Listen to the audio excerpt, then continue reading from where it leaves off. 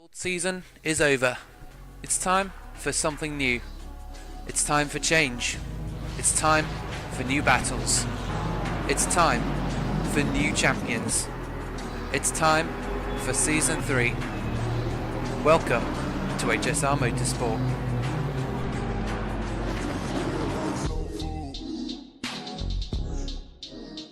Parked up outside in the old school. The new me back with the dog always found his way back home and it's so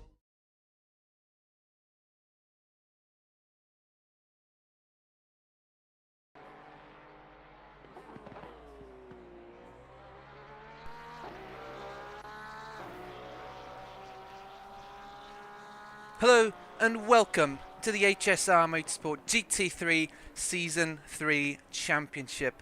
Today you join us for round 6 here at Misano. It's been a while, I'm glad to be back. Unfortunately we missed the broadcast for rounds 4 and 5, 4 being Watkins Glen and 5 being Brands Hatch. All in all 3 races, 2 half an hours and 1 full hour races. But I'm back now for one more week, then I'm gone again for next race, and then I'm back again for the finale. So yes, it has been a bit of a hit and run from my side, but I do still plan on being here for the finale, and then hopefully everything will have calmed down for Season 4. Can you believe it already? A 4th season of GT3 racing.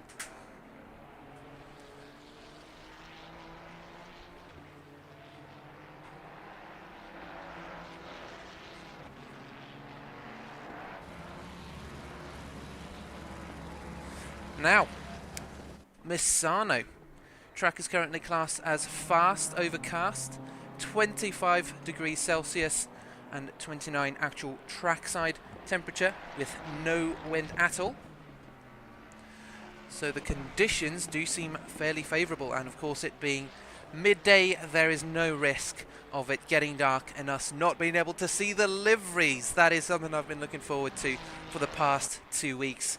Just hanging on, waiting for those liveries. I've been doing some F1 Esports Championship commentating, and I have to say the liveries weren't as on point as I'd have hoped it to be. There's not a lot of variety, well, not many drivers to start with, so it is definitely a joy to be able to see these glorious cars and their glorious liveries. We are currently following Roman Hosko, who's set the fastest lap time of the session in his white, black and green livery. It's great to finally see this thing in its full glory. Before we could only see it in plain white, and then it was dark, so we couldn't see it. So it's great to finally be able to see this thing in proper daylight. Now he is running in our Pro-Am class.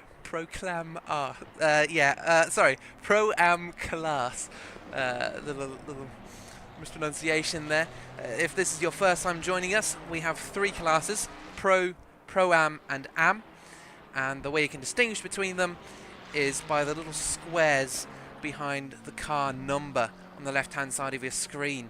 So as you can see in P1 at the moment is Morris. He's got a white square, that means he is Pro. And then P2 is Jackson. He's got the grey background, that is Pro-Am. And then in P5 and P6 and P12, those are Am drivers, the drivers with the red background. So that's how you can tell for yourself whether, you know, they're in a class different. Let me start from the beginning. That's how you know what the classes are. I know it's been a while since I've done this. So yes, 5 drivers having set a lap time, 12 in the lobby at the moment, 7 minutes into practice. We still have lots to go before the lobby is full, and we still have plenty of time for that to happen. I believe our record on broadcast for the most amount of competitors in a race is 41, and we currently have about 50 drivers signed up, so we are just missing out on those last 9 drivers. So I'm hoping we can get those in before the season ends. We need a full lobby at some other stage, and if not this season, then it shall be our quest for the next. So we've been following Hosko, who's down to P4 at the moment. Let's have a look at some of the other liveries. Patrick No, black, unfortunately. Then we've got Jackson in a white. Oh, he's running the HSR livery. Slightly cut off at the bottom there on the side of the car, but he did tell me that just a couple minutes ago as I was milling around between the drivers out there on the grid. He told me, yup, there's no Galaxy themed livery, it's going to be HSR colours, and I can definitely see that. Silver, red and black. Morris is running out there again, just the default red, white and black livery. He's been running that all season. Ty switching it up slightly. He's always had a colourful livery. This one now, ooh, you can also see the big HSR stuff on the side. Looks like a couple rev meters or speedometer, a couple dials and switches and stuff. So yeah, very, very bright, I have to admit. Very kind of light, but I do like it. It's all right. It's all right, I'd say. Puller in just a regular BMW by the looks of things. Maybe a little aqua or cyan, if you want to call it, colour on the winglets as well as the mirrors. Otherwise, very standard car. Then we've got Warburton running a very nice HSR Motorsport livery. I think the name gets a little lost in all of the dashes and stuff on the car. Booty in P7 running no livery. Craig Hewlett, ooh, very nice. I have to admit that is a lovely little HSR Motorsport livery again, but this time a little more kind of sharper. And I have to say, I hate to say it because I know Malot's going to kill me, or he's going to take offence at something, but I do really like this one in comparison to the other one. It seems a little more professional, if you get what I mean. Like you would probably see more of these kinds of liveries on real race cars than maybe, I don't know, what was it, Warburton's livery, where it kind of gets a little, I don't know, the complexity gets a little much. This is really quite simple, striking colours, boom, easy, done. And I do actually know the guy who made this livery. He's made mine for the GT4 Championship, which, by the way, is starting up again, Season 2, on Wednesday, 7 PM BST as per usual. Unfortunately, I won't be there for the first round at Suzuka, but we'll be there for the rest of it. Not as a commentator, as before. I'll just be racing.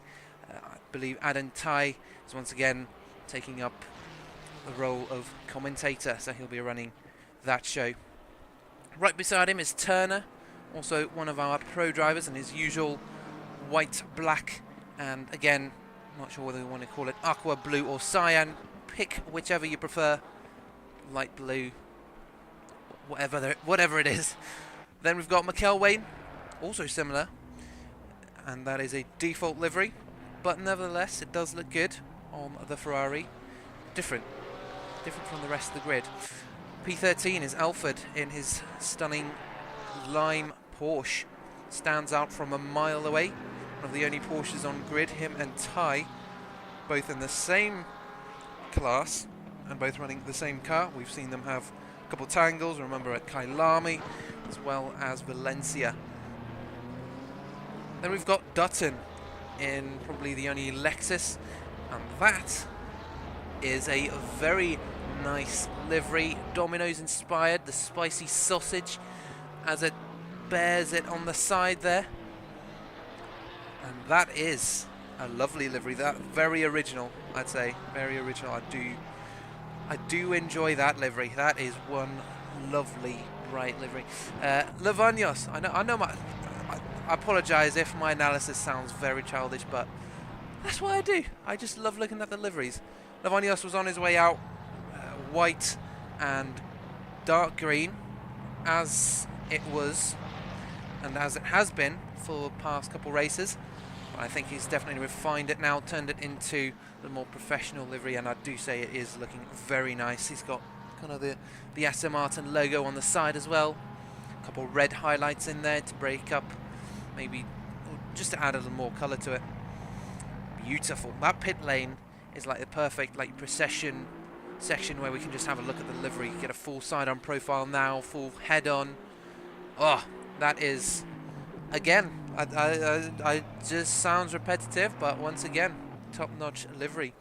Worth also in a BMW, taking kind of slightly camo look on the BMW. It does remind me of one of our BMW drivers back in season 2.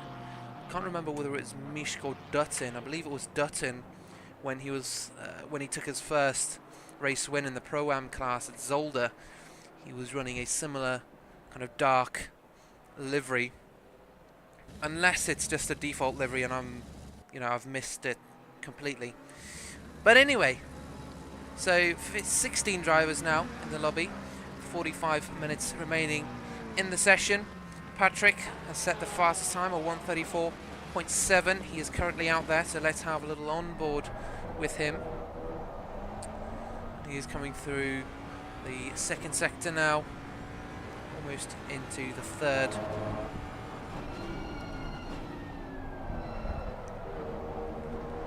Now, of course, while I've been away, the championship has been going on. Contrary to popular belief, it does not stop when the commentators away. So, let's have a quick look at the standings for this championship.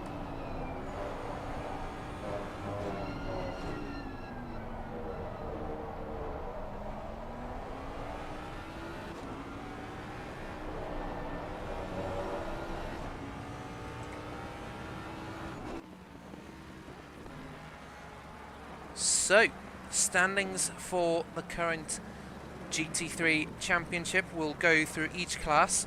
First up is Pro Class. In P1 is Kurt Peters, who is currently on 116 points. And he has only finished outside the podium positions twice, and even so, one was P4 and the other was P7, so still within that top 5, top 10 range. He has not had a race win, however. He's only been getting P2 and P3. P2 overwhelmingly so, P3 every now and then. 116 points, Kurt Peters, but not far behind is Pastor Patrick, who we are currently following, or Patrick. I'm probably going to end up calling him Patrick. Of course, I do butcher the surnames. I do try my best, but occasionally it's going to happen, inevitably. Anyway, Pastor Patrick, as we call him, 112 points. It's only 4 points off. And while we were away, he did get a race win at Watkins Glen. He won the first race of round 4, and then 2 top 5 finishes after that in the second race, and then Brands Hatch. So he's on 112, and then there's a small gap to Morris in P3, and Ferrari at 104 points, and he managed to score 1 podium and kind of roughly P5 finish, P4 and P6 in the other races. So that's the Pro class. Moving on to the Pro-Am class. Gio Verbrew leads the field with an outstanding performance so far this season. If he's in, no, he's not in yet. But Verbrew then in a McLaren, 125 points with 3 race wins and a podium every single race so far. His 2 drop rounds are 2 podiums. So he has definitely been having an absolutely incredible season. 3 podiums in the 2 rounds we missed, 2 race wins. Then in P2 is going to be Matt Jordan in the Mustang, one of our new arrivals to the championship, on 123 points. He's only 2 points back, and he also has 3 race wins to his name, 5 podiums and 1 top 5 finish. However, he did not show up for the Brands Hatch round, considering he's still only 2 points off of Verbrew. That's very interesting statistics indeed, I think. Then there's a little gap to Mark Jackson in P3, 104 points. So there's a 19-point gap there. Jackson with the most consistent points finish I've seen since I've been commentating. In fact, he is in the lobby. Jackson in the HSR colours, in the 2 rounds, and therefore 3 races since Watkins Glen was a double header, he finished P3 in all of them. So great consistency over the course of those 2 weeks for Mark Jackson, the British driver, and then it's 3 points down to Mickey Taylor in P4, and then Joshua Rodriguez 99 points. So a little closer for P3. So it's really a battle for P1 and then P3 in the Pro-Am class. Then finally, but definitely not least, is going to be the AM class, where drivers are usually very closely matched, I think. Joseph Puller in the BMW on 118 points, P1, 1 top 5 finish and 2 race wins for rounds 4 and 5. And throughout the season he's had 3 race wins, but he did drop round 3. So he's currently on 118 points, but that is quite a big gap to Johan Huben behind in P2, who's on 109 points, so there's a 9 points difference there. Huben also dropped Brands Hatch round 5, but won the first race at Watkins Glen, and then a top 10 finish for him. He's only had 2 podiums, one of which was the race win, and the rest have been kind of top 5, top 10 finishes. So he's just keeping it consistent. But the battle for P2 is there between him and Aaron Manchip in the Ferrari. Manchip on 106 points, so only 3 points separating those 2 drivers. Round 5, he got a podium, P2, and round 4, the second race, he also got a podium, but only a top 10 finish in the first round of Watkins Glen. Manchip boasting 3 podiums, one of them a race win, so I'm sure he'll be looking to increase that tally towards the end of the season. And then Tony Rucroft on 100 points. It is slightly more spread out at the top of the AM class, but further down from about Rucroft, then it's Malott, then Matthews, Bestow. They're all kind of within 2-3 points of each other. So the competition further down is much closer than it is up at the top for the AM class, but not so for the rest of the classes, as we've heard. So let's see if we can have an onboard lap, maybe talk a little bit about the track, just go through all the names, etc, etc. I think Bootie's coming through the final section. Perfect timing. Right, let's go through this corner by corner. Up on the main straight, coming down into turn 1. It's going to be kind of a stretched chicane, if you will. Turn 1, it's gone slightly wide there, then into turn 2, left hand, and then through the right hand of Variante del Parco. Turn 3, long right hander. If you can get the power down early and get the steering right, you can just keep your foot flat. Then it's turn 4 and 5, Curva del Rio. Again, you need to watch the rear through there. Lifting off the power is obviously going to bring out the rear, get a little more rotation than you want to. Turn 6, now through the kink at turn 7 into the braking zone for Curva Quercia. Turn 8. There's a lot of curb to be abused down the inside, and you can see someone has already done so. Then it's the very interesting sequence of turns 9 and 10, Curva Tramonto, where it's a little kink into a hairpin, and I myself still struggle with this corner. I cannot hit the apex for the life of me. But anyway, getting the power down, it's going to be the highest speed section, or kind of the fastest section of the racetrack. The kink at Curvon, turn 11, then turn 12, another kink for turn 13, which is a little bit of braking. You try and rotate it as much as possible before you hit the braking zone. For Curva del Caro, turn 14, again loads of curbs to be abused on this track and overall. And then turn 15, little kink to the left, and turn 16, Curva Misano to finish it all. So there's lots and lots of curb to be abused on both sides of the track, as you can see from the onboard. Maybe have a little look. So all the way to the left, you can abuse all of that curb. Down there, those little sausage curbs, you can hit them, you just need to be really careful. Some cars treat them better than most. There you can see he's also used most of the track coming through that right-hander of turn 3. Very good. Then turn 4, again, you can use all of that track, you can use all of those curbs. And that left curb is also very much available as Booty hits the wall on the end of turn 6. Quite unfortunate for the pro driver. Let's see, car 17 is roughly in that area. Hosco, let's go on board once again. You can see just how much curb he's used there. So on board with Hosco P6 at the moment, 0.8 seconds off the session leader. You can see how much curb he's used there. Same over there. A little less because of those sausage curbs on the left-hand side. Just using all of the track through turn 3 as much as you can. So there is gravel on the outside of that. Into turn 4 and 5. Turn 6, the left-hander. Cut all of that so that you can get your power down nice and early for the little straight through the kink at turn 7 so that you can line yourself up nicely and abuse track limits at turn 8 and try to hit the apex. You can abuse the curb on the inside there as well, but you just need to be careful because it's not necessarily going to be the fastest thing. Staying wide on turn 9 means you can get a nice little bit of rotation on turn 10, but it's always tricky because you've got that kink, car slightly unsettled. But it's very important to get that corner right if you want proper speed through Curvon turn 11, then 12, and then this interesting sequence turn 13. A little bit of braking, you carry that momentum through to turn 14, Curva del Caro, another semi hairpin.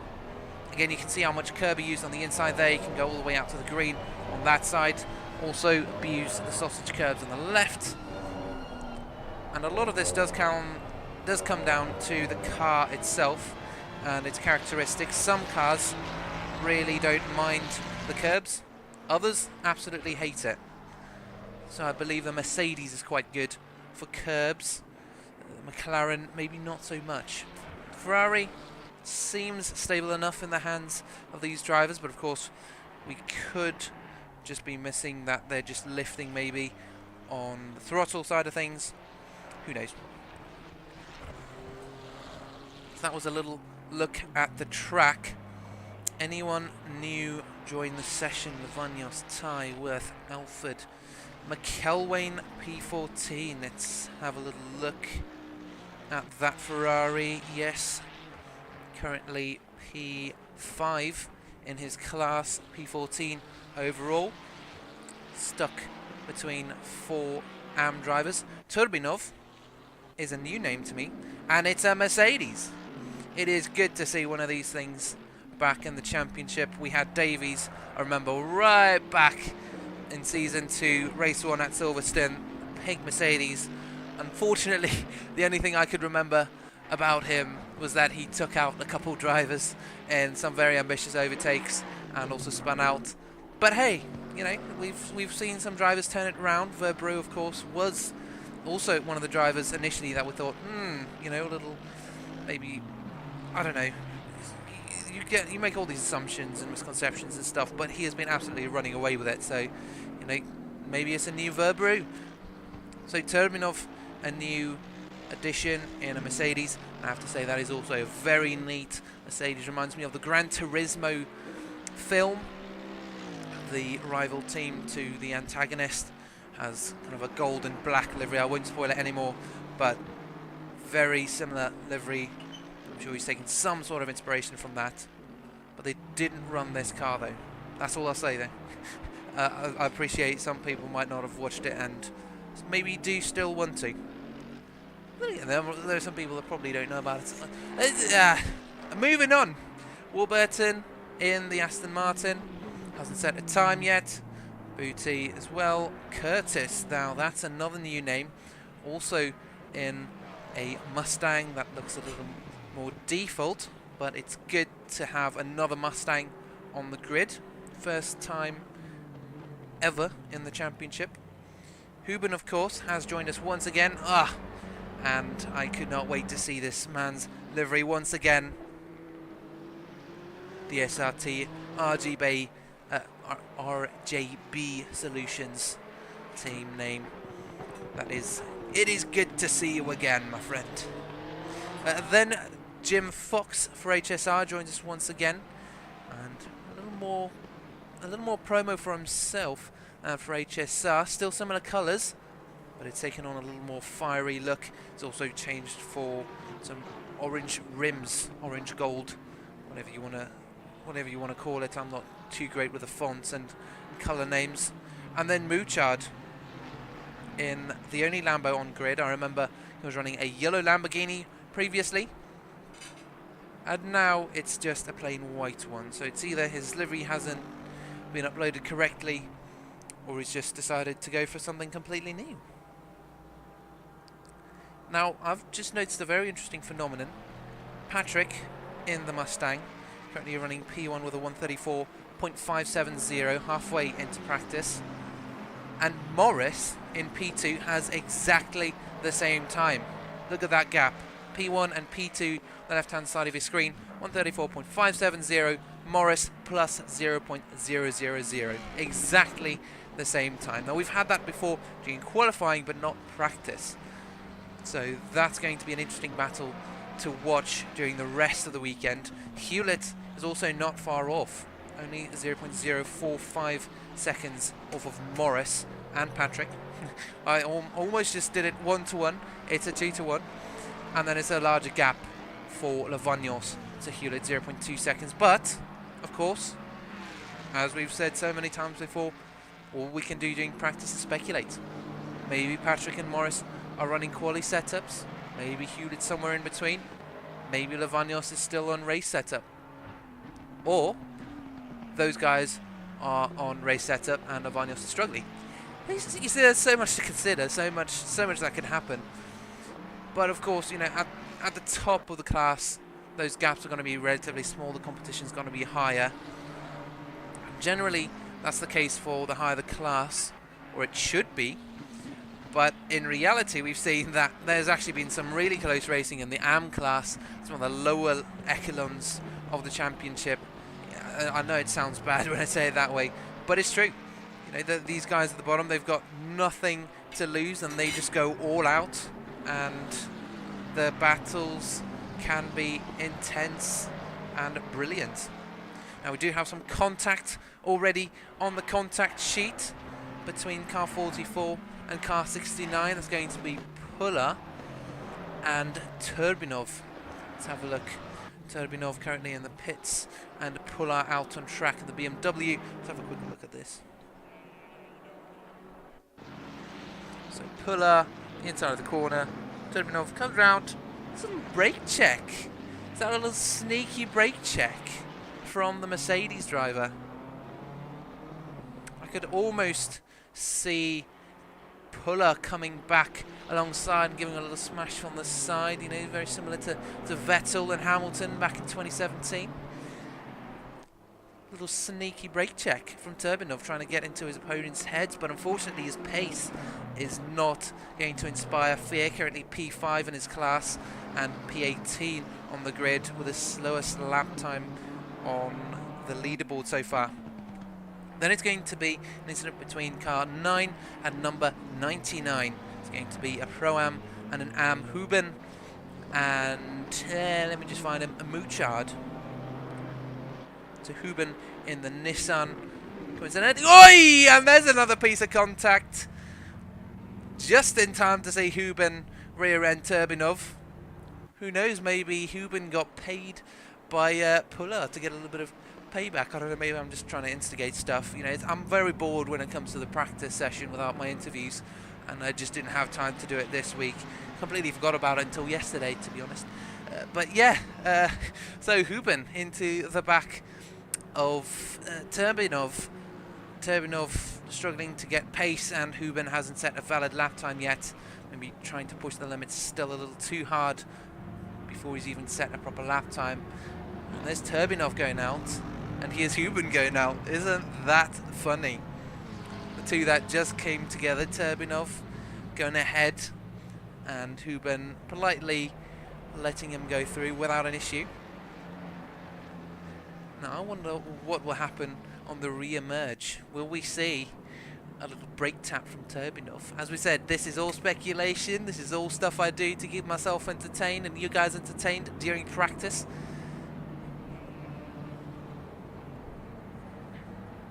They come out. It is a long pit lane.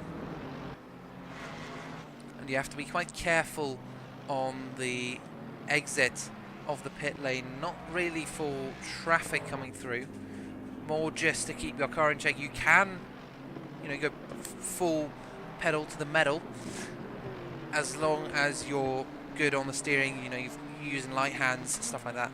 But anyway, there was a piece of contact between 99 and 9, that's Mouchard and Huben. So the Nissan already stoking some flames, stoking the fire, looking for trouble. Let's have a look at this.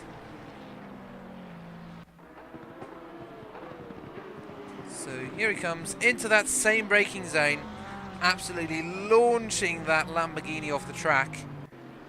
So looks like Mouchard is carrying a lot of speed into turn 4, Curva del Rio, that little section of right-handers.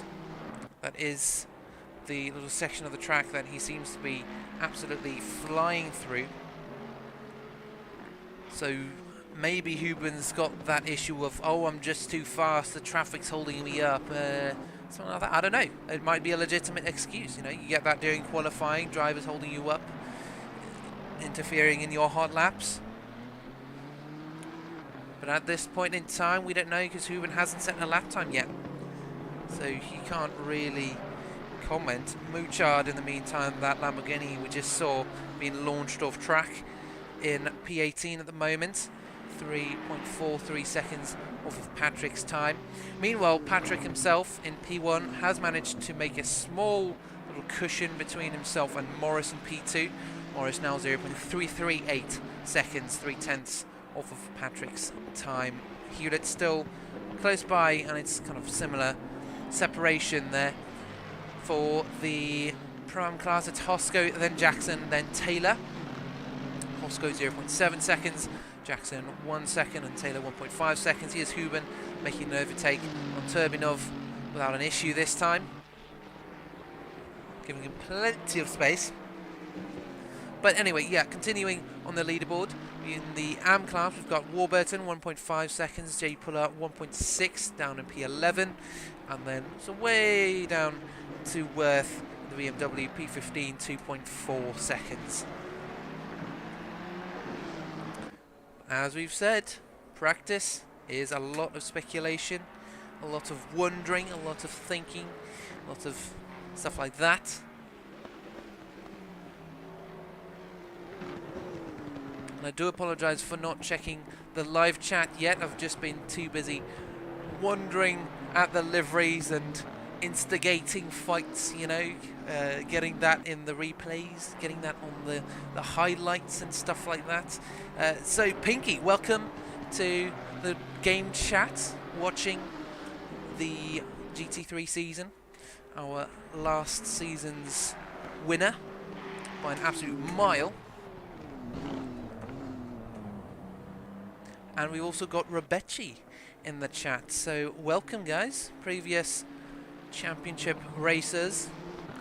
And from what I hear, Topinka, you are competing in the GT4 championship as well. So that will be interesting to see how that all turns out. Whether you're as dominant as you were through season 2, or whether it'll be a little closer than the GT3 season.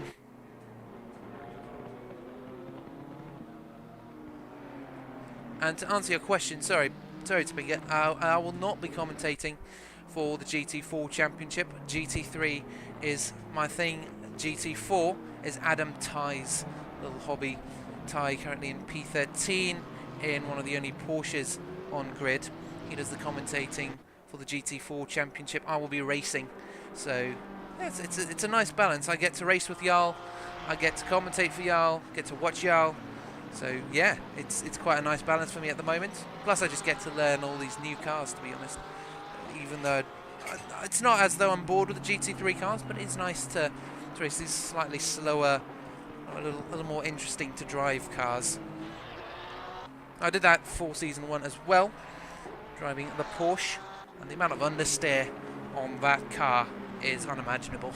You had so much fun just trying to induce oversteer on the 718 Cayman. was literally Scandinavian flicking that thing around Snetterton. And I guess it somewhat worked, but I just could not keep pace with the rest of the pack just because I wasn't used to both the car and the track. But this season I'll be taking the McLaren 570S, which is, for some other reason, it's, well, I don't know. Well, not for some other reason, sorry. Let me start again. I'm running ahead of myself here. The McLaren 570S is a lot more oversteery.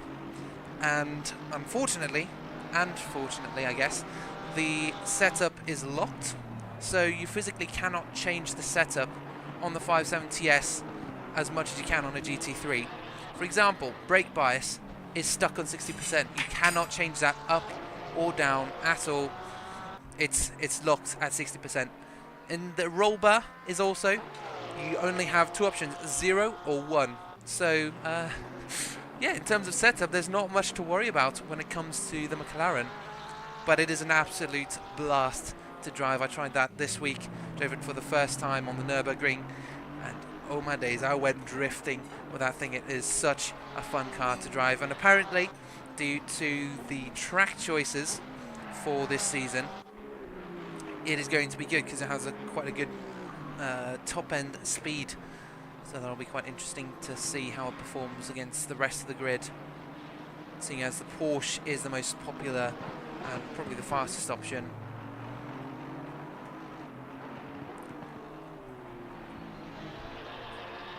Some support for Hosko in the live chat as well from Topinka himself, the big man. Topinka's training seems to be paying off. Hosko 0.7 seconds off of the P1 time, and he is leading his class. So he's definitely up there. He is making use of your lessons. Or he could not. He could just be learning something completely different, and he just happens to be faster. I don't know. As I said, I just there's so much to talk about, and there's always the exceptions and stuff, and you might as well just mention them during practice, because why not? You know, you've got nothing else to talk about. 20 minutes left in practice, and I mean, it's worked quite well so far. This little technique, it's kept me busy for 2/3 of practice.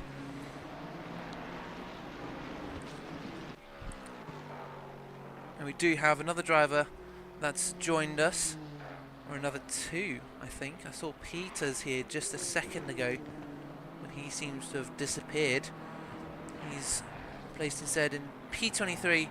Oh no, all of them are. Yes, sorry, it's just the leaderboard that cuts off at 23. We've got Ozduru in an Aston Martin. Again, another new name for me.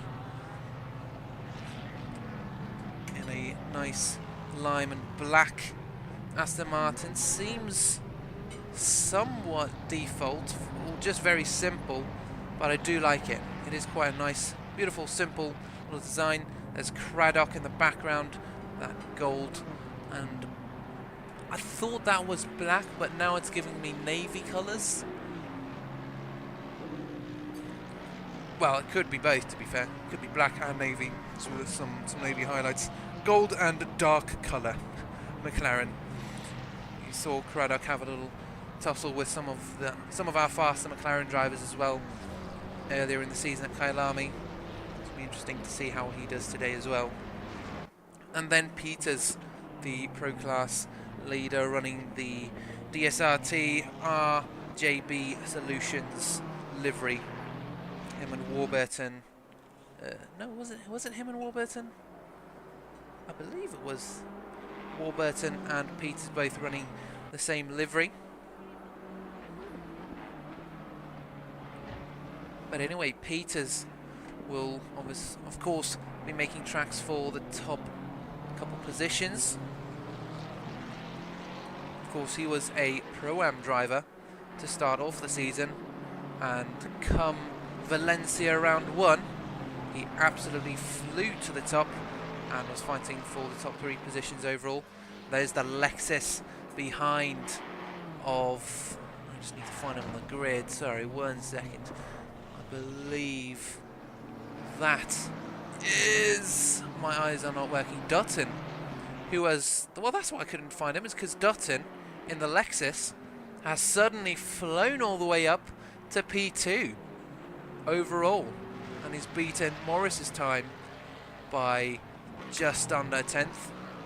So our Domino's Pizza Lexus, the Domino Lexus, is up into P2 now, 0.2 seconds off of Patrick's time. Meanwhile, the gap between Hosco, Jackson and Ty has dropped, or just their positioning, not necessarily the gap. It's still about 0.3 seconds between Hosco and Jackson, and then 1/10 between Jackson and Ty in the Pro-Am class. Now, talking about Ty, I swear he was in the Am class previously, so he's definitely grown throughout the course of our GT3 championships. Season 2 he was in the Am class, and Season 3 he has now gone up to Pro-Am, so it is good to see him kind of upping his game.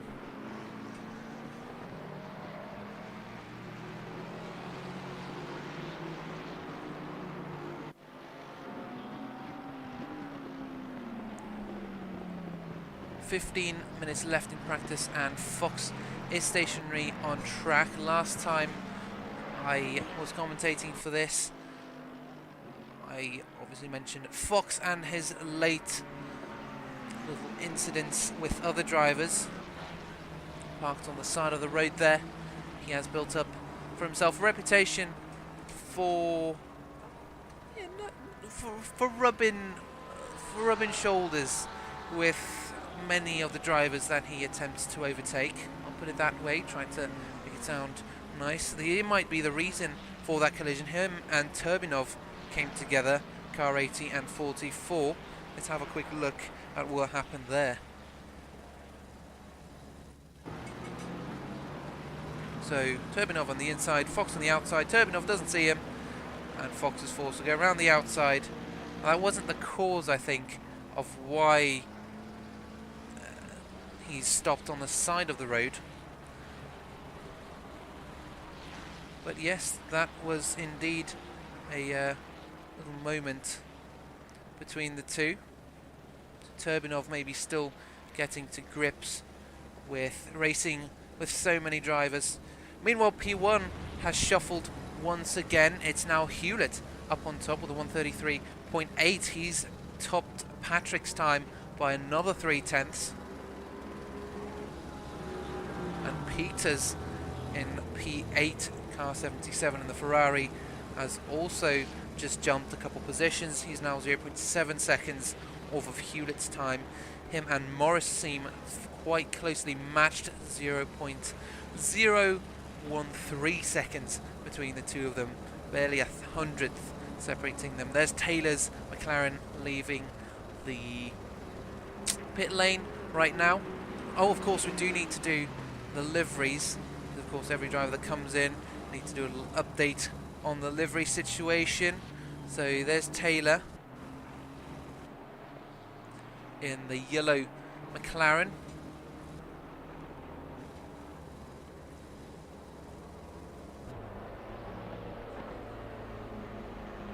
It is a stunning colour.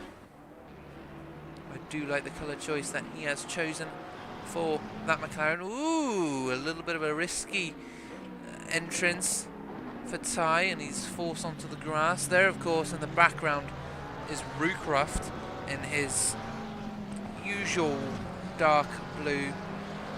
It's not necessarily, I wouldn't call it navy, dark blue and red, with his name on the front, plastered on the front. So, you know, if you see him in your mirrors, you know exactly who it is. Even if you're colourblind, you'll know exactly who it is. Chard, of course, joins the lobby in his usual black livery. Has he done something new with it? Maybe changed the type of paint, because you know, you get matte, you get metallic, you get satin, but no, it seems he's stuck to the gloss side of things. No bare carbon exposed, it is pure black, the stealthy machine, and he has managed to get a couple stealthy wins throughout the course of the HSR Motorsport GT3 season championship broadcasts. He has managed to sneak into the race wins and podiums, so it'll be interesting to see whether he does that again today.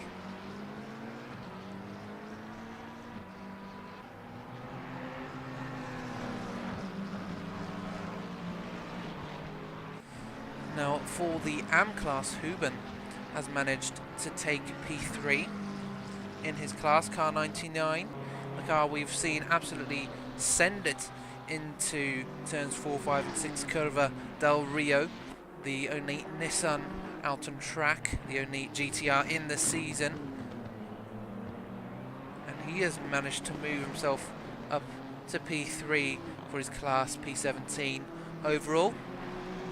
Good pace from that DSRT keep messing that up, RJB Solutions car. Of course, come qualifying, I think we'll have a couple interesting battles up at the top for pole overall and P1 in the classes. There is a slow car, car 17 on the side of the track. It's not Lavagnos, that's going to be Hosco. That was parked on the side of the road on turn 7. Fast left-hander King. There's no contact listed, so it is potentially just Hosco giving up on a lap, deciding it's best just to come back into the pits for maybe a new set of tyres. Maybe his old set were a bit old and hot. It is fairly warm out there in Italy today, 25 degrees Celsius ambient and 30 degrees the actual track temperature. And overcast also means that heat is going to stay for the rest of the session. It's not just going to disappear.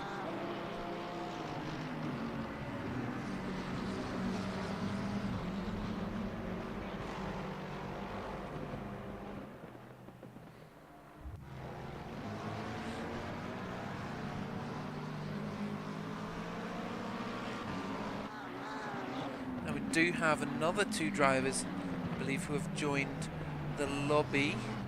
You know, of 27 cars, unless they were the ones that snuck in and I just wasn't paying attention. Yes, it seems like it is. Car 44 seems to be stuck in the pit lane. We're following Dutton coming up on Taylor now. Car 44 was slow in the pit lane. It's going to be Turbanov once again.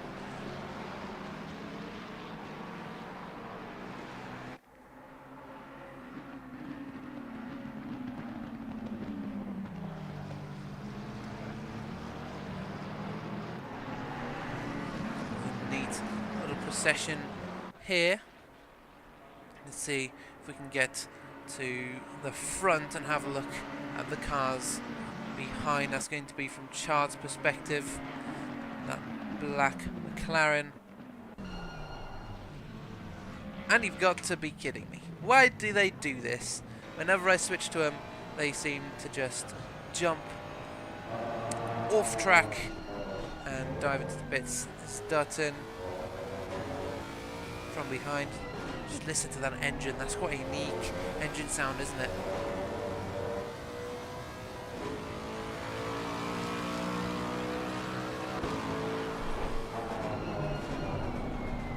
It's not necessarily too different from the other cars. It's just you're so used to hearing the McLaren or the Ferrari, and then you hear this thing. It is quite interesting. That's most likely just because I don't generally drive the Lexus. But here we are on board with Rucroft now. You can see, whoa, Taylor's had lots of speed coming out of there. Taylor, of course, is in the Pro-Am class and Rucroft is in the Am class. There's Dutton in the Pro class also looking to make some gains ahead. This, of course, is just practice. This is just these 3 drivers being in, coincidentally, the same section of the track.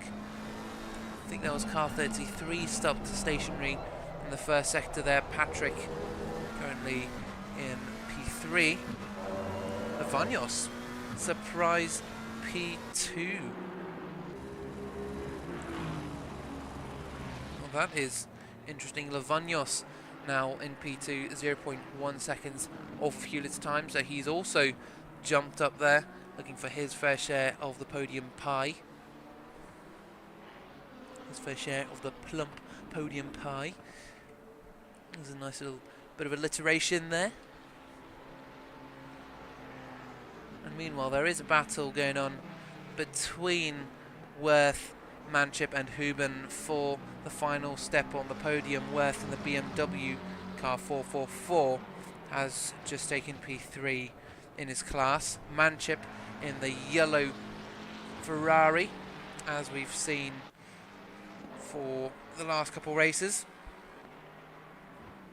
And Manchip is now currently P4 in his class, looking to close that gap. Meanwhile, Turbinov still P26, still one of the slowest drivers out on track.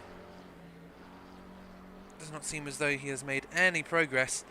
Well, there is only 6 minutes left in practice, so there's not much time for him to do his testing and get his setup nailed. As it is, he's running out of time.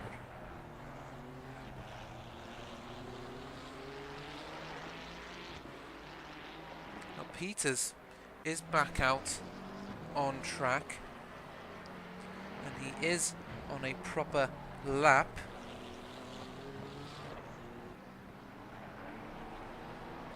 So let's see whether he can improve on his time, maybe get past Lavonios, maybe take P1 in practice. Car 77, that red, white and black Ferrari, making his way through the second sector of the track, coming up on Curva Tramonto, or Tramonto, sorry, Curva Tramonto. I'll say that in an English accent. I'm not sure, do you guys think I should say this in an English or Italian? I don't really know the Italian accent. Curva Questa, Curva Tramonto, like roll the R's or no. Curva Tramonto.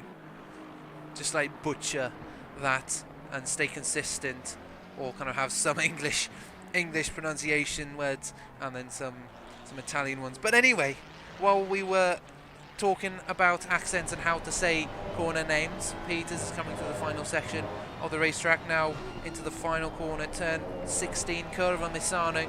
There's the name of the circuit. Coming across the line, does he improve on his time? Yes, he does. He actually takes pole away from Hewlett. Sorry, not pole, P1 in practice.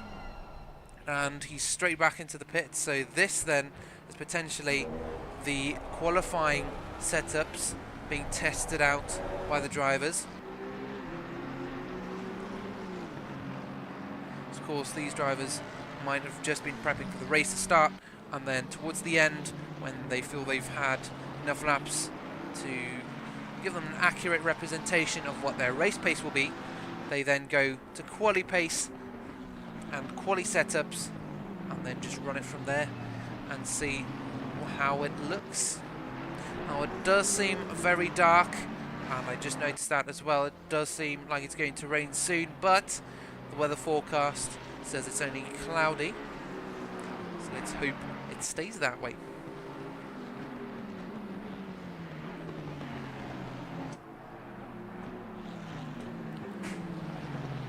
So Patrick, who started off the session fairly strongly in P1, has now dropped to P4, half a second off Peter's time. Chard now 25 thousandths of Patrick ahead in the Ford.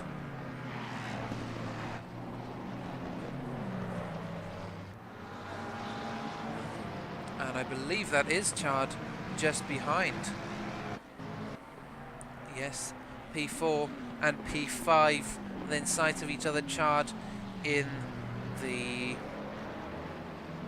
McLaren and the Ford just ahead. So let's see a little battle for P4 on the leaderboard. Who will set the faster time, Chard or Patrick? Now, of course, as it stands, Patrick has set the faster time, but not by much. These two do seem to be neck in neck. 3 minutes left. It was something to watch as these two make their way around the circuit. Who will improve on their time? Obviously, a good indicator will be if Chard ends up right behind Patrick when they cross the finish line. Unless, so that could mean one of two things.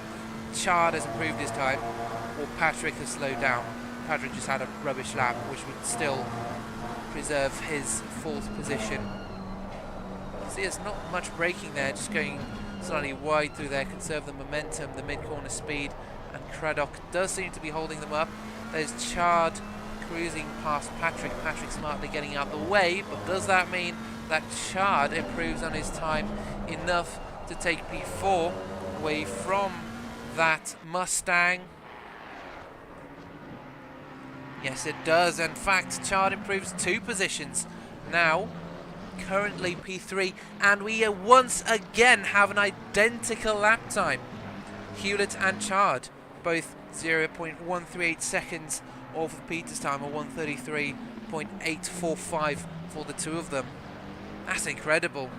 We saw that earlier between Hewlett and... No, sorry, it wasn't Hewlett. I think it was Patrick and Morris, wasn't it? Who both had identical lap times. Chard pulling up to the back of Craddock now. And where is Craddock? Craddock is P23 on the grid. He set a somewhat slower lap time considering the class he's in, but there is only 1 minute left in practice. Hewlett, of course, might want to improve on his time just so he can say he was just that tiny bit faster than Chard. All he needs is literally a 1,000th to improve, and he's got it. Of course, that is the lovely livery done by Martin Mischk, the driver who's done my livery for the GT4 Championship. And yeah, just very clean design, very simple.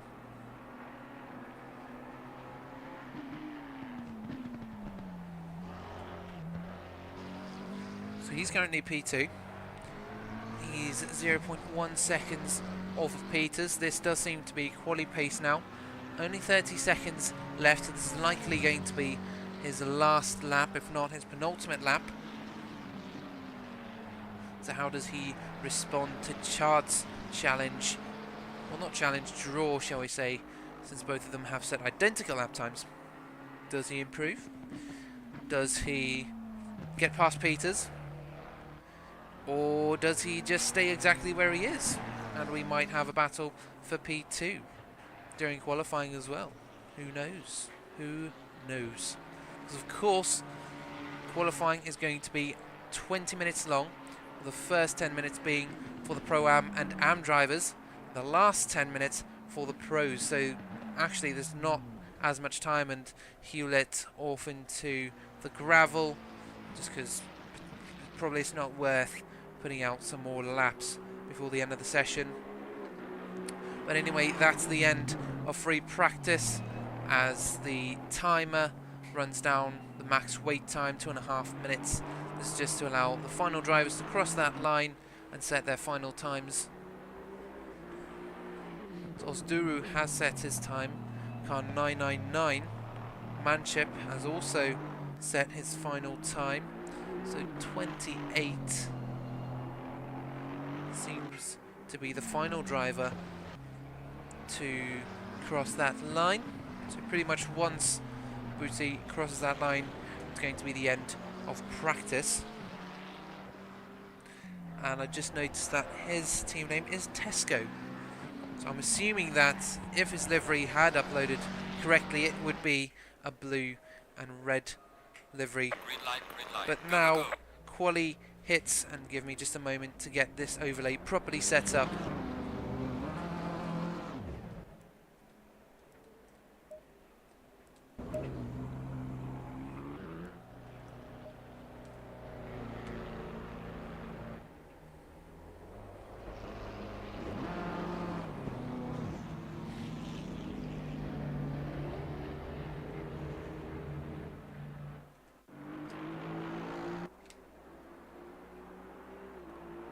And quali is once again underway.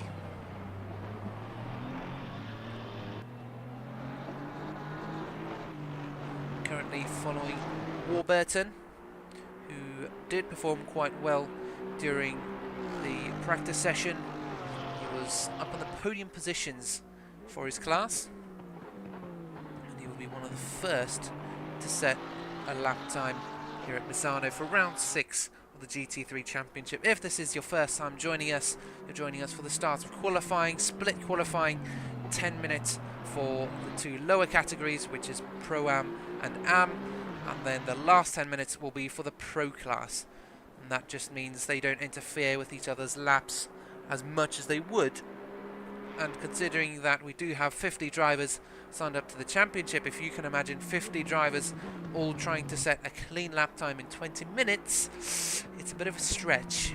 So rather split it up, get the lower categories to just fight it out, and the guys at the top who really need that space and who are easily put off and a bit more sensitive, less social, they get their space. But anyways, Warburton, first driver to come across the line to start his flying lap.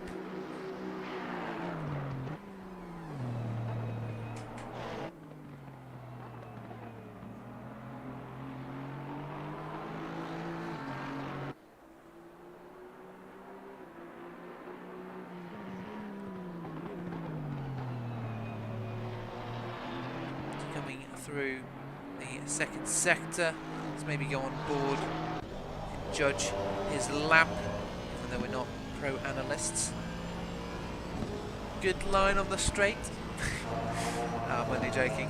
Brings the 100-meter board, quite an early turn in, on the power nice and early. He's of course got another driver behind him, Adam Ty by the looks of it, in a Porsche. Slightly there seemed to be a little more grip on offer there through that little hairpin of turn 4, through the kink at turn 11. Sorry, I was looking at the wrong section of the track. It was turn 10 he was struggling, through turn 13, now into Curva del Carro. Need to roll that R a little more. Through the final section.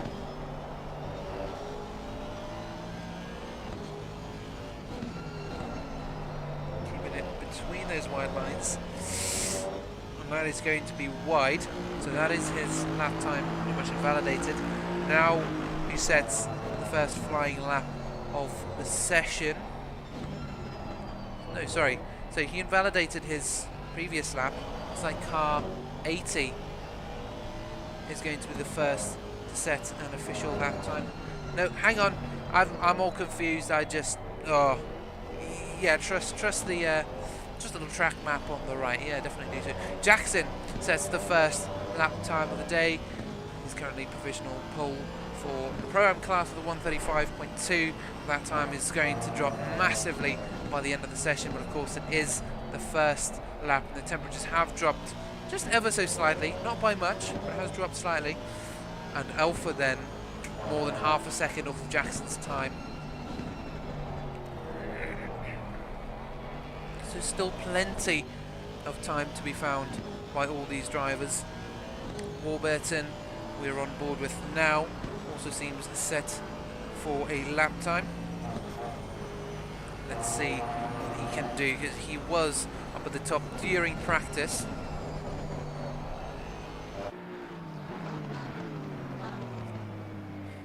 He's closely followed by Adam Ty, who himself hasn't set a lap time yet, also invalidating his previous lap times. And we are, can you believe it, halfway through the qualifying session for the Pro-Ams and the Ams. Funny how quickly time can pass, and that's Warburton off again the final corner. So he's struggling, and he's coming into the pits, it seems. But meanwhile, Adam Ty, who was just behind, took provisional pole for just a second before Jackson took it. 1:34.6 time, missing out by just under 2/10. And then for the Am class, it's going to be Manchip. No, sorry, that's just changed. Things change fairly quickly when everyone is still setting their initial lap times. So that's going to be Puller in P1 for his class, followed by Manchip, and then Rucraft. A couple new names up there now. Puller in the BMW, and then the McLaren of Rucraft. Here comes Worth in the other BMW, also getting caught up in that little fight for the top position. P2 in his class. Fox just set another quick lap time in the Pro-Am class. So Ty is coming through turn 7 now. Apologies, once again, my orientation on this track is still a little dodgy, but we'll get there, He's coming through the final section now, turn 13 and then turn 14. So he's going to be fighting for the top position in his class, the Pro-Am class, that Porsche car 420. He needs to improve on his time by 2/10 in order to take provisional pole. Does he improve on his time and take pole? Last 3 minutes of practice, does he do it? No, he does not. He's off by a little more than 2/10. Taylor seems to be looking fairly quick through the final section. So I do apologise, it has been a long day, it has been a long week, and I've got a trip starting tomorrow with loads of travelling involved. But anyway, Taylor, currently P3 in his class, as I say that, drops down to P4. Taylor seems to be looking fairly strong through the first section of the track. He's currently coming into turn 8. How will he get his yellow McLaren onto the top spots, maybe that front row for the Pro-Am class? He's going to try and improve. Exit looks solid, coming out of Curva Tramonto, turn 9 and 10. Sounded like a very weird 9. Meanwhile, in the AM class, Manchip has beaten Puller by about just under half a second, and Huben's taken P3 in the class, so those positions continue to shuffle, but Jackson is still on top with Ty P2, Hosco P3, Taylor P4. Taylor needs to improve by a 10th, almost exactly. He just needs to improve by more than a 10th. Does he coming through the final section? No, he does not. He stays where he is. Mouchard, meanwhile, and McElwain have both snuck up into P4 and P5 for their class. So there's going to be a battle between Manchip and Puller for the AM class P1 position. Puller has pulled into the pits. Manchip is still out there, maybe trying to cement his top position. Huben is still out, so he's likely going to be the next challenger for that top position. Huben in the Nissan, coming through turns 9 and 10 now.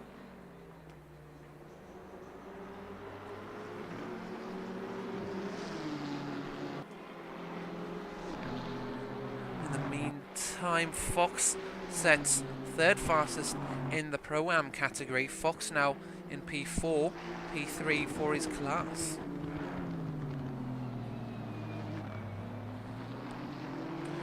Here's Huben now coming through the final section, turn 15 and then turn 16. Curva Misano, last 30 seconds of qualifying. Does he improve on his time?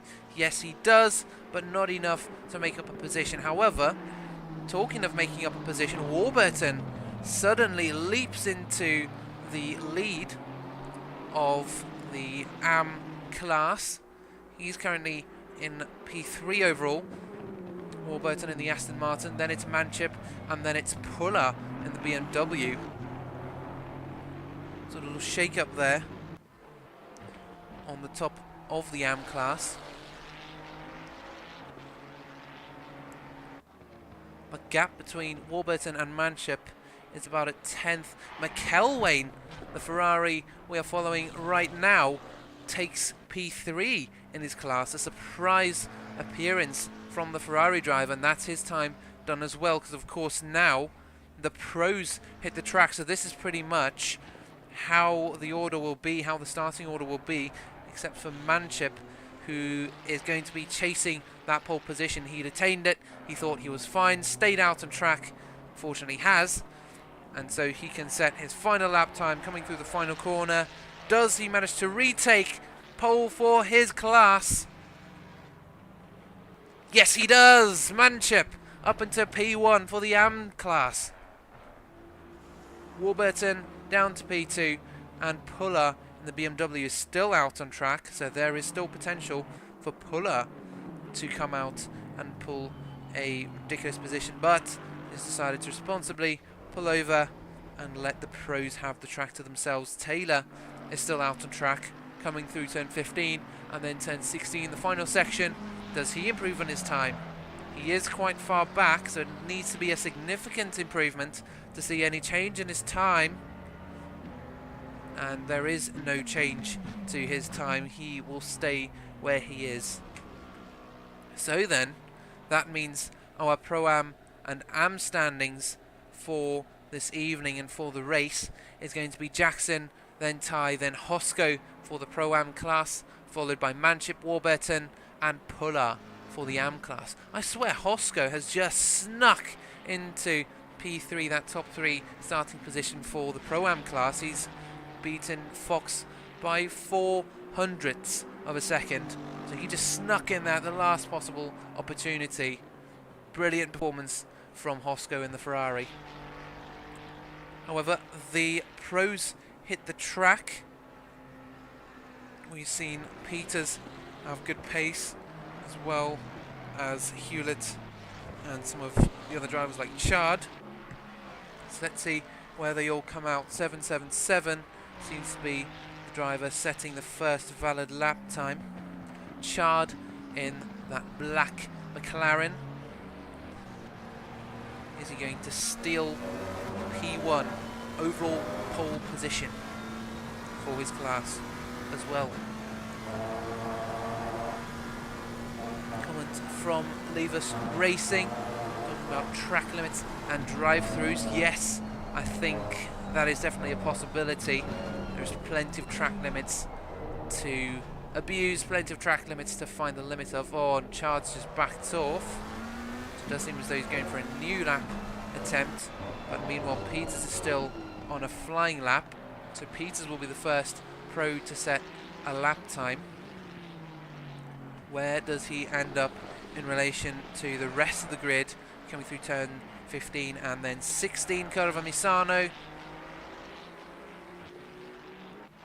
Apologies, it was Turner who set the first valid pro lap time, but Peters takes provisional pole overall and for his class, the 134.330. Lavagnos takes P2 and Turner P3, but of course the rest of the class still has to set their first lap time, and we only have 6 minutes left in qualifying, so these drivers need to make the most of this session and get those early laps in.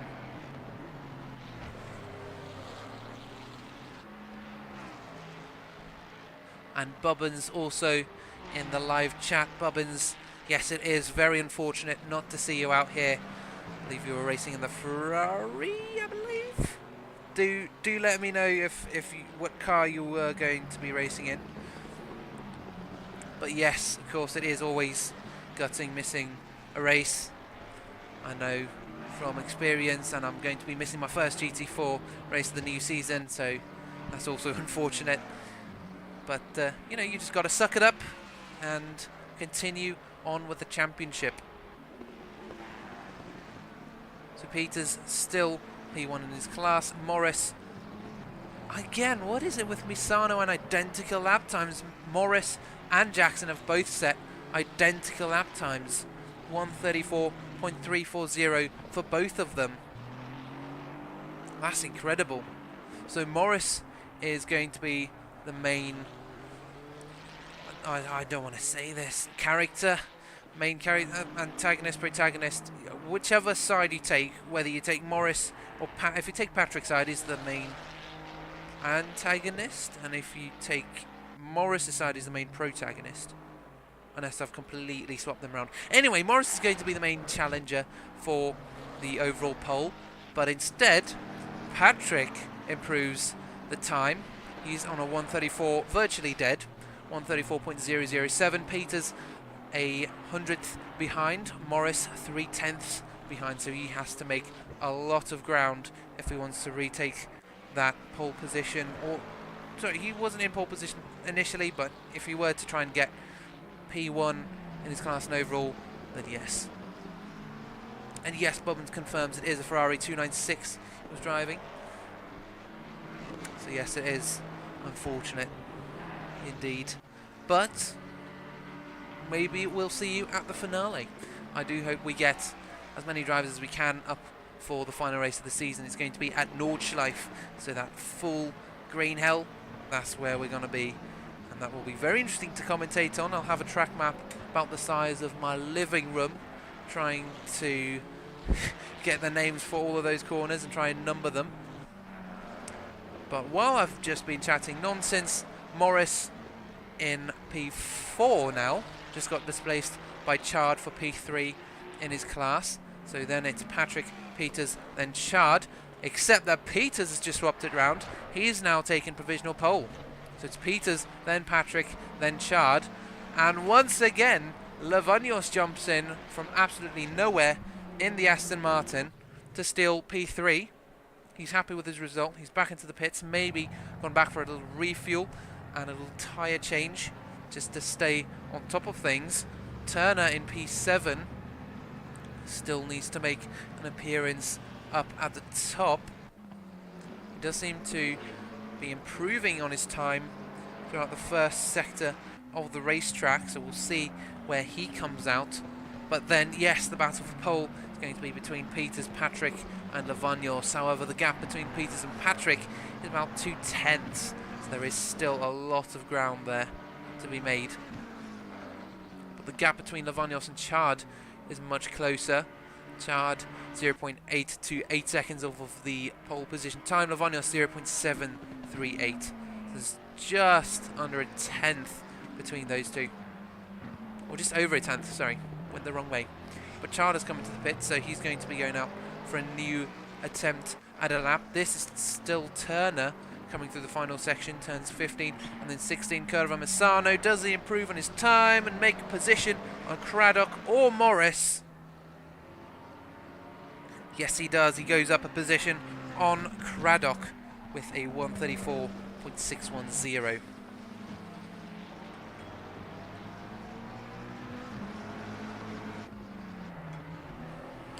A minute and a half remaining in qualifying for these drivers to set their fastest laps and put their cars as high up on the leaderboard as possible. And Bubban says he will be at Nords. That's good. We'll need to recruit as many people as we can for that for that race. Here's Patrick. He's had a good first sector, and he has the fastest second sector of the bunch. So Patrick, potentially a challenger for either P2 or the overall pole. Hewlett with a sudden surprise lap time of 133.4. He's displaced Peters from P1, so then Patrick now is going to be fighting for P2 or potentially P1, depending on how much he improves on. Coming through turns 13 and 14 now, the final couple corners. Curva del Carro, he's right behind Turner, who is in P9, so there is a significant pace difference there. Does that put the Mustang off coming through the final couple corners? Maybe a response to Peters' time, maybe not. Cutting the corners close, testing the limits, and Patrick does improve, but it's not good enough to move up a position. Peters maintains his P2 position, and that is virtually his last attempt at a top position. Morris down in P7. He was at the top. He's dropped down now as the rest of the class has set their times. He's likely going to be one of the final drivers to set a lap time. 3 minutes left in the max wait time, so pretty much as these drivers cross the line, that's going to be their last attempt. Does Morris improve and potentially get past Chard? It's not a large gap. No, and he just pulls over to the side of the road, and that is his qualifying over. Patrick is still out on track as well as Turner. The two are together. Let's go on board with Turner and turn on the helicam, and you can see Patrick flashing his lights. Turner, though, has had a good sector so far. He does seem to be pushing, and he is going to try and make some ground on Morris and Dutton ahead. Last two cars, or one of the last two cars to cross the line to set a faster lap time. So this is going to be Patrick and Turner. Where do they end up as they come through the final corner? Curve and Misano, where do they end up on the leaderboard? Turner improves by a position and Patrick stays where he is. So Turner up another position. He seems to have been fighting really hard throughout that entire session. And here comes the final car, car 28, across the line, I believe. And that's the end of qualifying. So an interesting little scenario there as drivers fight for top positions coming out of left field. No idea where they were before, but they suddenly just come in and claim these top positions. So it'll be interesting to see what happens during the race, whether we'll see some dive bombs. There's definitely been a couple from Huben during practice, and that was very entertaining to watch, but of course quite dangerous as well. So we'll see how that goes in the actual race itself. So 1 second, ladies and gents, as we prepare for the race. Grab your popcorn, grab your coffee, grab maybe a can of Coke or whatever you like to drink, get a comfy seat and prepare for chaos.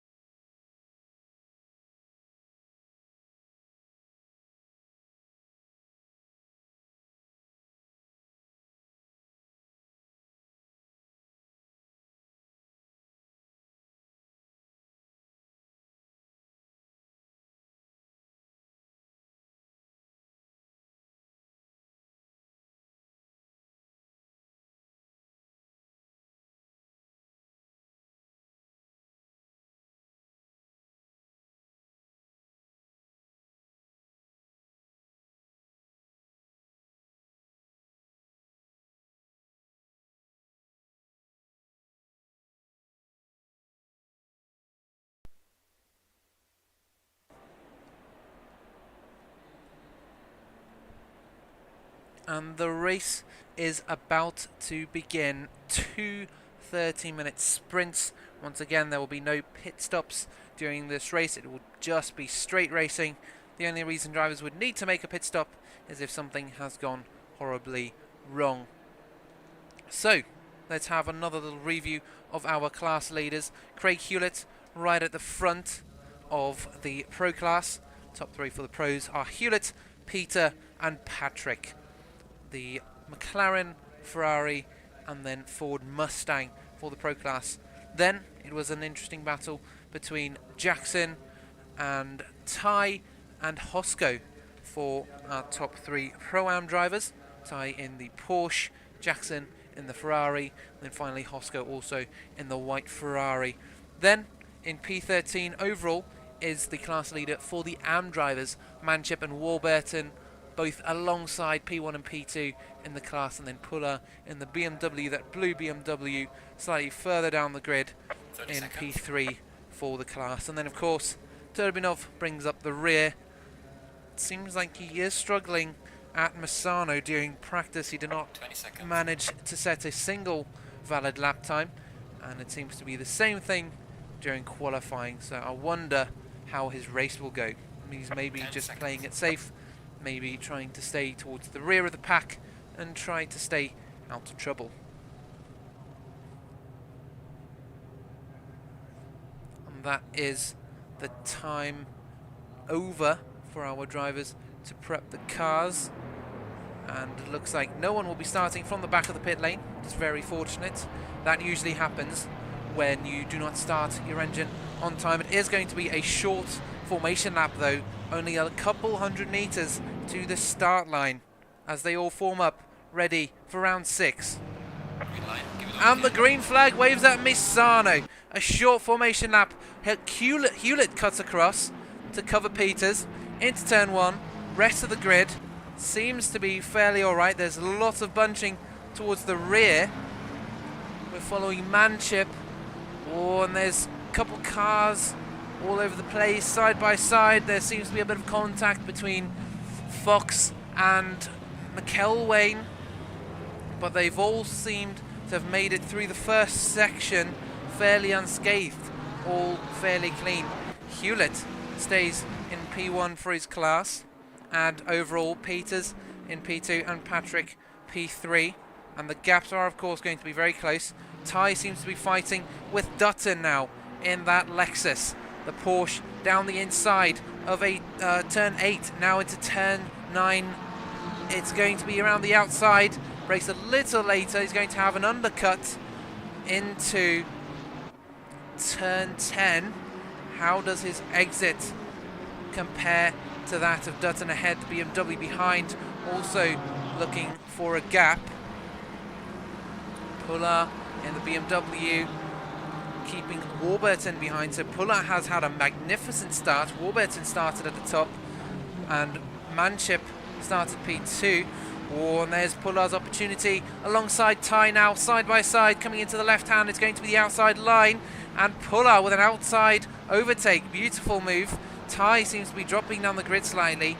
He's under pressure from Warburton now, and Manship is not far behind. But Puller then, a beautiful start to the race for him. He was P3 originally, now he's P1. Oh my goodness, and that's Warburton off in the background. The Aston Martin maybe thrown off by the braking of that car ahead. And there's a Lamborghini facing the wrong way as well. Warburton and Mouchard facing each other across at turn 2. Unfortunate circumstances for the two of them. Meanwhile, down in P9, Booty and Turner seem to be having a little scrap. This is Booty in the Ferrari behind that McLaren, car 28 on car 66. There's 3/10 between the two of them. See Turner coming up on the back of Jackson now. See the pace difference between these two. Of course, Jackson is going to be holding up Turner slightly in terms of pace, which will bring Booty even closer. I wonder just how much he will hold him up through this last section. Ooh, Turner is getting really close to the back of that Ferrari, but he's had to back off mid-corner as well. Jackson slowing down this little entourage. Turner in that blue McLaren, he's just praying to get past Jackson, and I'm surprised he hasn't been flashing his lights as much. Maybe he's just been too preoccupied trying to keep it out the back of that HSR car. Coming into turn 1, and he is very cautious indeed. That mid-corner speed from the McLaren team very quick. Booty himself has had to back out slightly when it came to the mid-corner. And while those who have been trying to keep it out of each other's cars, Jackson has managed to catch up to the back of Patrick. So we have a 4-car little battle here for P6 overall, if we count Patrick into the equation. Yeah, that McLaren just looks eager to get past Jackson as soon as is physically possible. He's been stuck behind him for almost 2 laps now.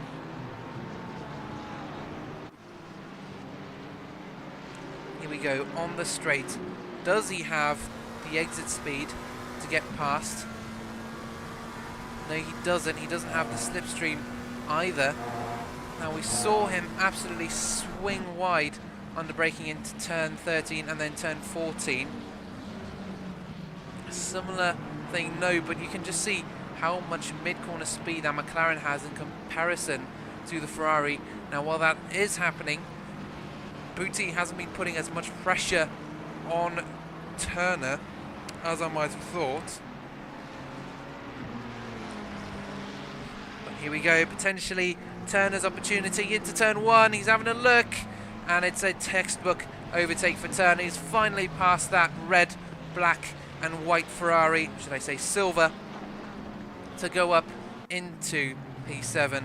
And in the background, there's Booty having a look down into turn 4, but it's just not there.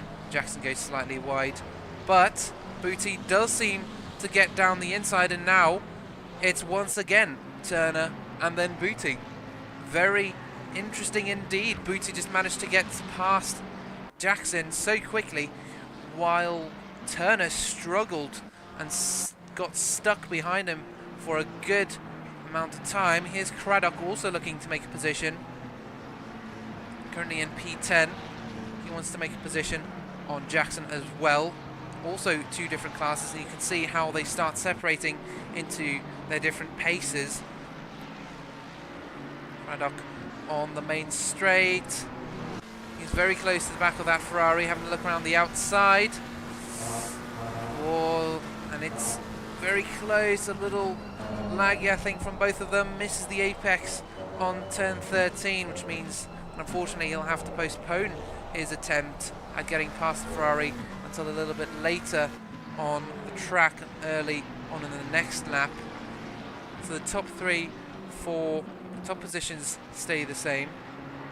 Looks like there's a little battle going on between Alford and McElwain. Alford in the green Porsche, McElwain in that Ferrari behind, both in the same class. So this is for actual class and overall position. Here's McElwain down the inside into turn 1. They're not quite side by side, and Alford does give him the space, more than a car's width, but they're still side by side. Alford's nose just down the inside into turn 3, and is that the move done by the time they hit turn 4? Yes, it is. Alford down to P16, McElwain up into P15.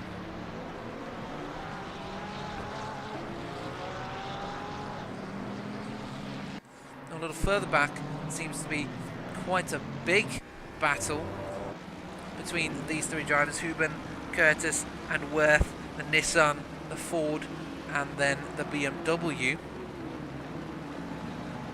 So Hubin is in the AM class, Curtis is in the Pro-Am class, and Worth is in the AM class. So 2 different classes. Worth looking to make a position on Hubin, and that's the Mustang backing out, moving under braking, maybe caught out by that GTR's braking, and he's managed to sneak back in behind that BMW, now going down the inside to retake his position. And that is going to be Curtis back up into P20, back where he was before he lost that position. He moved under braking, just not sure about what Hubin was going to do into turn 9 and 10.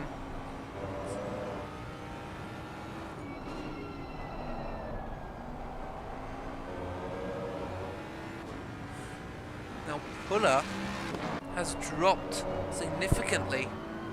Puller was way up there, and of course I think we saw him go off.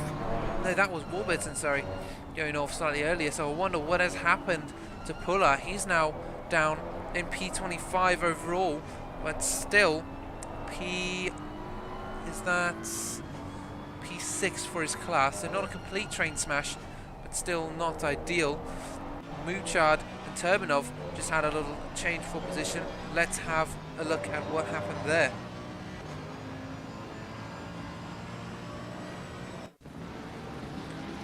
So this is Turbinov in the Mercedes, Mouchard in the Lamborghini behind.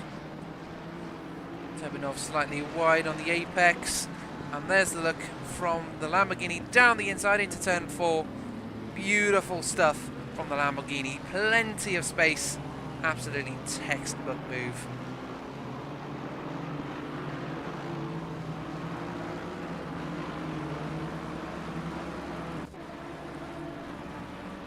There is that gold and black Mercedes. Meanwhile, up at the top, Peters and Chard fighting for P2.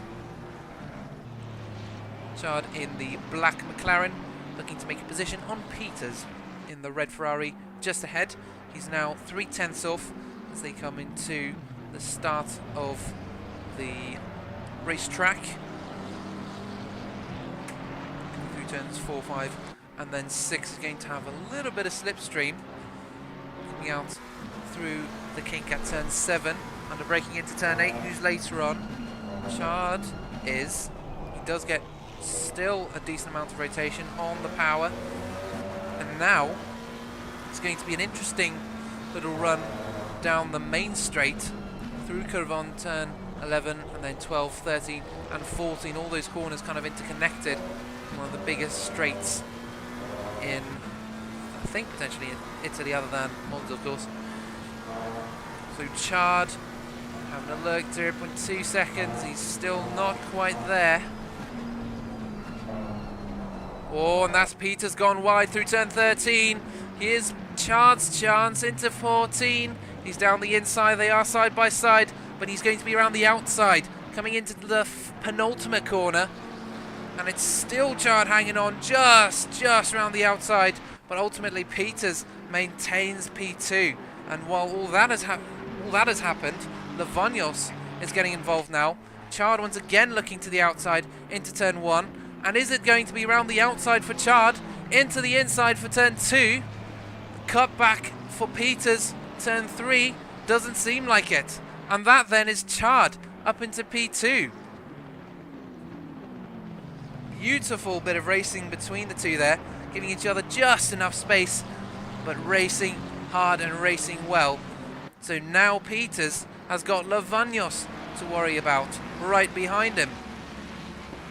And Lavagnos does seem set to be coming past at some point. Is round the outside there, but not past. Saw the little error from Peters that then just snowballed into a overtake from Chard for P2.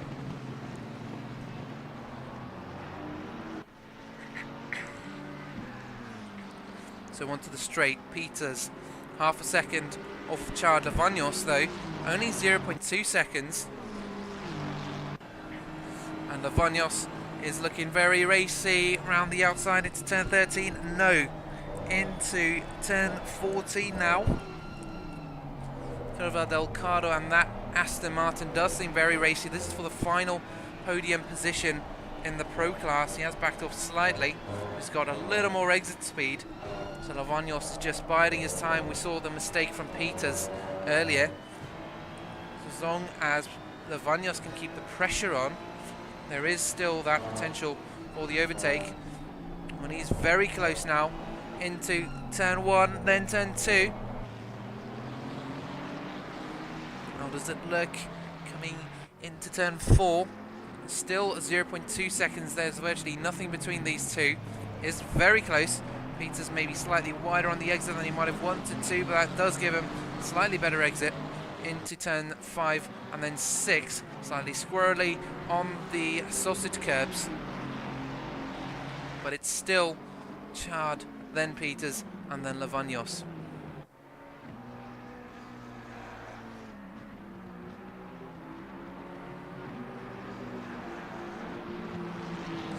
I think that gap is going to swap fairly soon.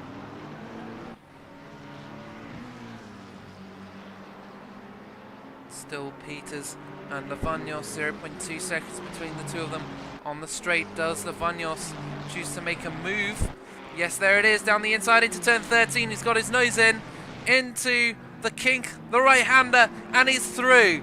That's Chard in P2, and then Lavagnos up into P3, taking the final podium position away from Peters. Beautiful overtake from Lavagnos at speed. And that's Peters then down to P4, Lavagnos up into third place.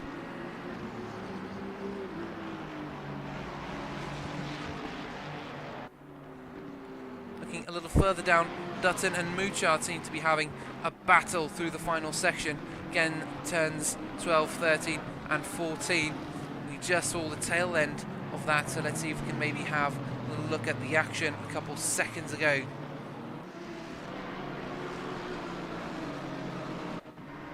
This is the replay. Here's Dutton in the Lexus behind that Lamborghini, getting as much of the slipstream as possible. At the last moment, moves out through turn 11, then alongside through turn 12, and is virtually passed by the time they hit the kink.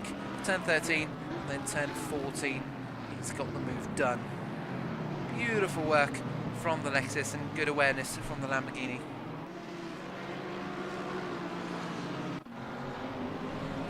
looking just a little further ahead. There does seem to be a little train developing once again between Hooben, Curtis, Dutton and then Mouchard. They all do seem to be quite close to each other, albeit in different classes. There is still good fighting to be had between these drivers though. That Mustang once again slightly wide. It's the Lexus that seems to be on a rampage. The Lexus down the inside into turn 9. Yes, he is.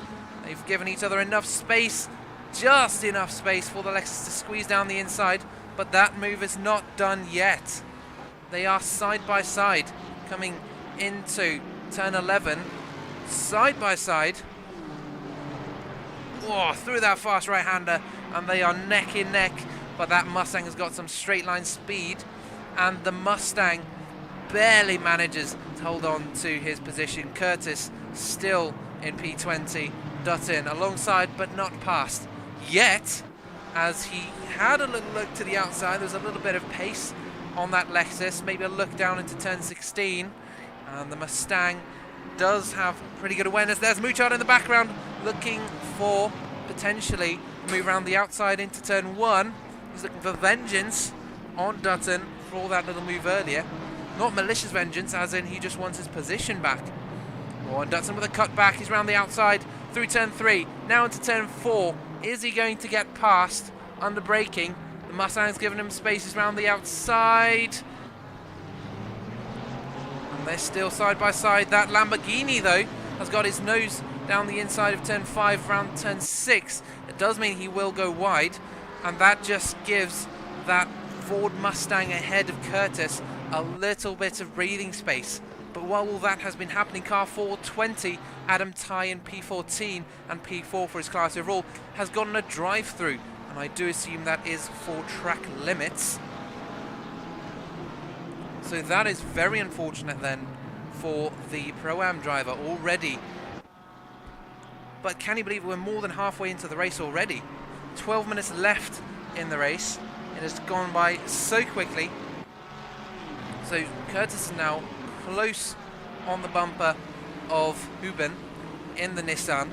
There's Dutton in the Lexus. Oh, and Hosko seems a little out of shape. There's 4 cars now, all battling for the same position. Dutton around the outside of the Mustang on Hooben. Curtis is right in the centre of it all. Dutton wisely backs out slightly. Mouchard is looking for a position.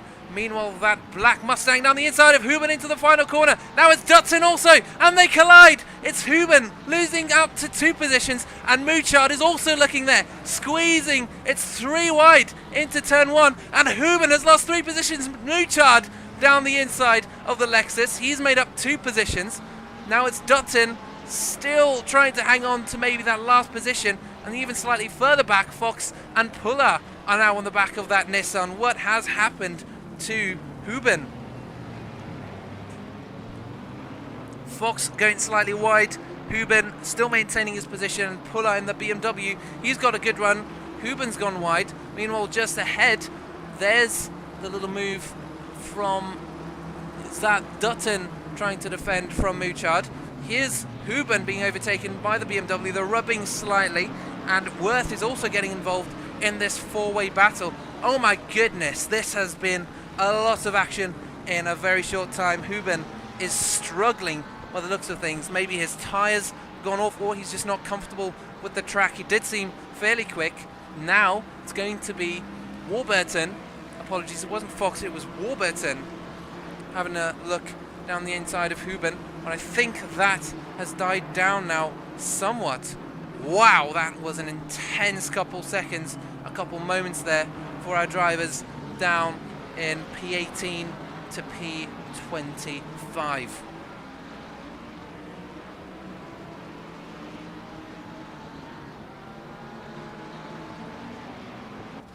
Meanwhile, there does seem to be a car dropping. That is Jackson into the pits. So something has gone wrong for him. No, sorry, that's Ty taking his drive-through penalty. Of course, that is going to be an absolute bummer for the Porsche driver. We're following Rucroft now, trying to make a position on McElwain in the Ferrari ahead. We saw McElwain with a couple overtakes earlier on in the race. It's going to be McLaren versus Ferrari, one of the most common kind of pairings for battles when it comes to racing in ACC. Rucroft has a little bit of a run, on McElwain into turn 8. Curva Quercia. So look down the inside. McElwain was somewhat defending that position. Maybe slightly moving under braking, and that's McElwain gone wide. Rucroft around the outside into turn 9. Now it's going to be Alford also having a look down the inside of that McLaren, and they touch! Rucroft collides with McElwain, and Alford then tries to take advantage of that situation. Hosco in the background also having a look, but it's Alford now, side by side with Rucroft, the Porsche on the McLaren, coming through turn 11, and ultimately the McLaren has to go the long way round, and that's the Porsche up 2 positions after Rucroft and McElwain collide.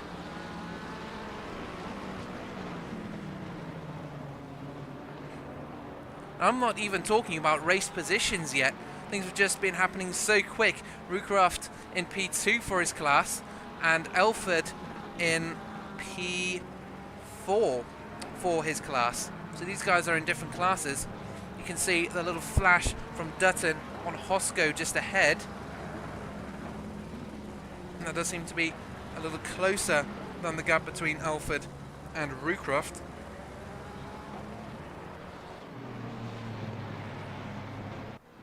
So this is Hosco in the Pro-Am class being hounded by a Pro class driver, and he's chasing an Am class driver. So it is multi-class racing indeed here in Misano. 8 minutes left in the race. Hosco's flashing Rucroft, but Dutton's also flashing Hosco, as we saw earlier on. Here's Hosco having a look down the inside into turn 8. Rucroft trying to defend, and they bump wheels, and both of them have gone wide, and Dutton says, thank you very much, I'll have 2 positions for the price of 1. So ultimately then Dutton up into P15.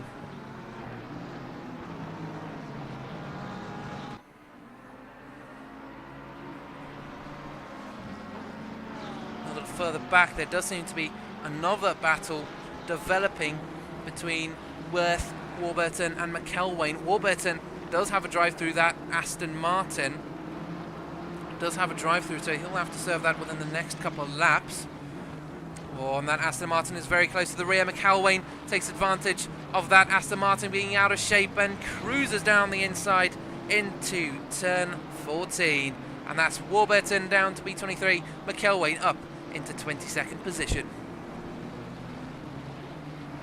And there's Warburton now ducking into the pit lane for his drive-through penalty. Meanwhile, McElwain and Worth are fighting now for P21. Worth in the BMW just ahead, just giving McElwain enough space to race on track, barely. Oh, and that BMW's had a little bout of oversteer coming through turn 3, turn 4. McElwain's round the outside, Worth trying to defend, and it stays the same for now. Does McElwain get the cut back? He's going to be down the inside into turn 6. He's going to have a slightly narrow line on exit, and a slide puts him slightly back, and he'll be losing out to that BMW just ahead. Meanwhile, Dutton and Alford now have a little battle for P14. Alford in the Porsche, Dutton in that Lexus. We've seen these two have some brilliant racing action a little earlier on. So here we are on board with Dutton, who's also not too far behind Fox. So this is actually also a battle for the Pro-Am class podium positions. P3 in the Pro-Am class. Alford's going defensive. Just going to give Dutton a little run down into turn 14. Oh, and look at how close he was to the rear of that Porsche. Just missing that by an inch. What an overtake from Dutton. He got Alford out of shape and just barely misses the rear of that green car as he came into Curva del Carro and up into P14. Dutton is cruising up the field once more.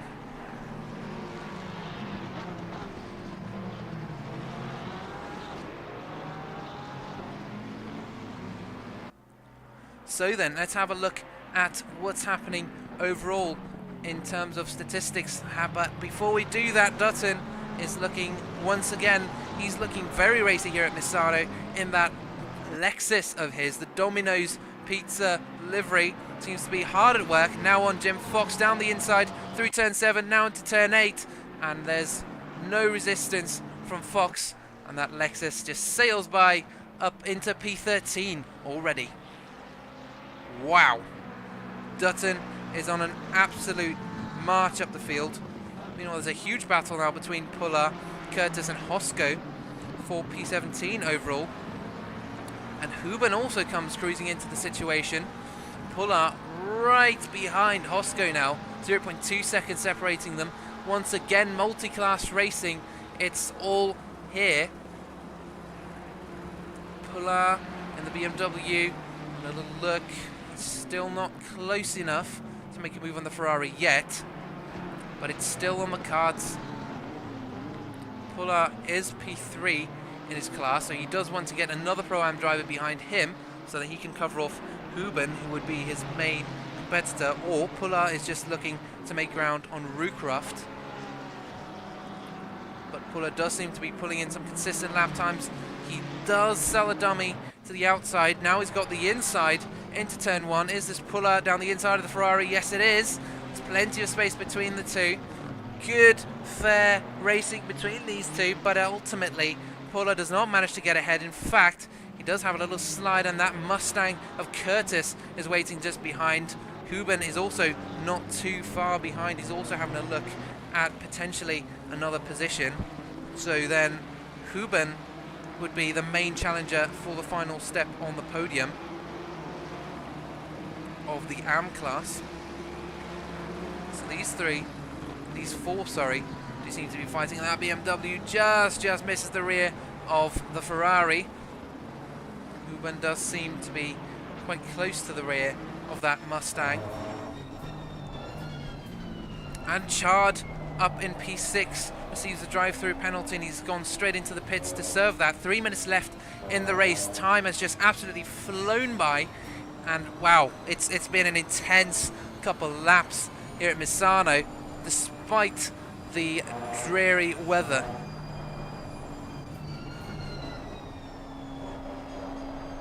So then in terms of statistics for the race, all fairly kind of normal when it comes to the actual gains. Taylor is up 9 positions from where he started. Taylor currently in P12. He's up 9 positions from where he started. And Ty seems to be one of the biggest losers, but Warburton ultimately the biggest loser, losing 13 positions overall. We do have 3 drivers that have pitted, either for just regular issues like broken bodywork or potentially drive-throughs. Well, sorry, not potentially, definitely drive-throughs. We've seen 2 drivers receive drive-throughs, so it is, it's going to be fairly standard. And oh my goodness, the contact list is full. Car 444 is going to be Worth and someone else. Let's have a look at what's happened here.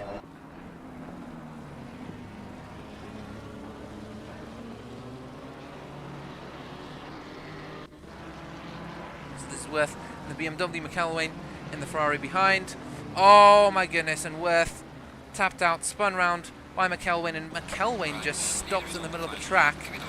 So while we were looking at that, the race leader starts the final lap already. I cannot believe how quickly that has gone by.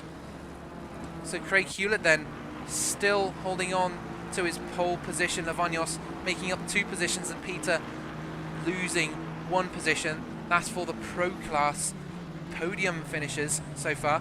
Then Manship in the AM class up 2 positions. Rookcroft up 8 positions for P2 in his class. And then it's going to be Puller up 1 position from where he started. And then for Jackson in the Pro-Am class, he loses 3 positions overall. Taylor making up 9 positions overall, and Fox 2 positions overall. So there are big losses and big gains all across the grid. But ultimately, Craig Hewlett remains at the front of his pack as he comes through the final couple sections of the racetrack. Turn 14, then into turn 15, and then turn 16. And it has finally happened once again. He's waited 2 seasons of racing, and now they are pouring in.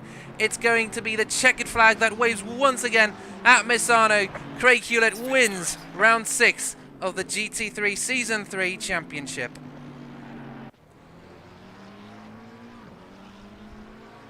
Meanwhile, Jackson in the other HSR branded car, this time a Ferrari, also coming through the final corner. The checkered flag waits and waits and waits, and now waves a second time for the Pro-Am class winner. Jackson wins round 6 of the Season 3 Championship. And not far behind, this man has managed to sneak his way up into the race win. It's going to be Manship across the line first for the AM class. The checkered flag waves a final time for the yellow Ferrari, who wins round 6 as well.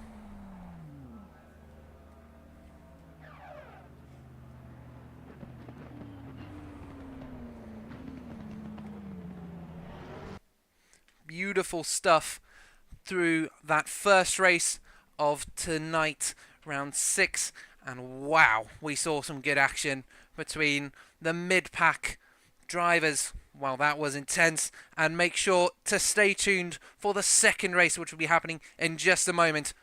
Oh, I need a refill on my water bottle. Be back in just a second.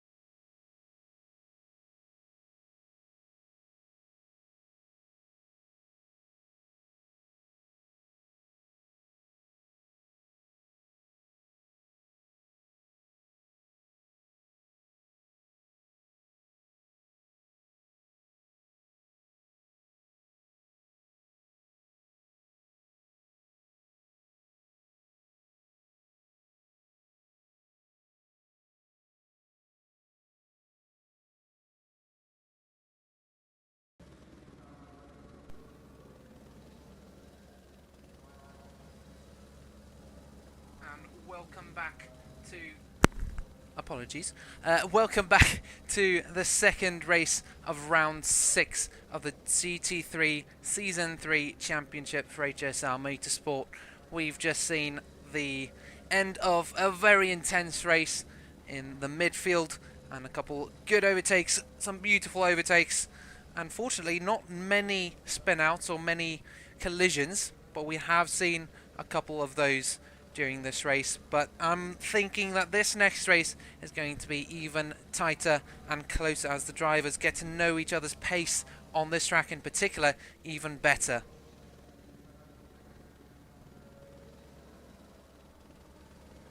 So, if you join us new, it's going to be a 30-minute race. Craig Hewlett takes the victory last race in the Pro class. Jackson took the Pro-Am class win, and then Manship took the Am class win. And they shuffled positions slightly, but ultimately ended up right where they started. 20 seconds.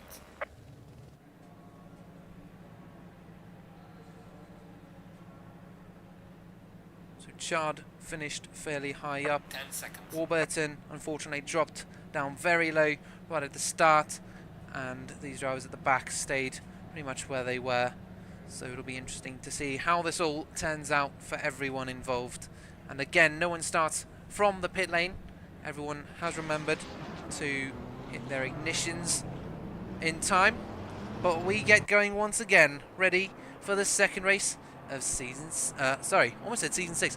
Round 6, second race of season 6, round 3.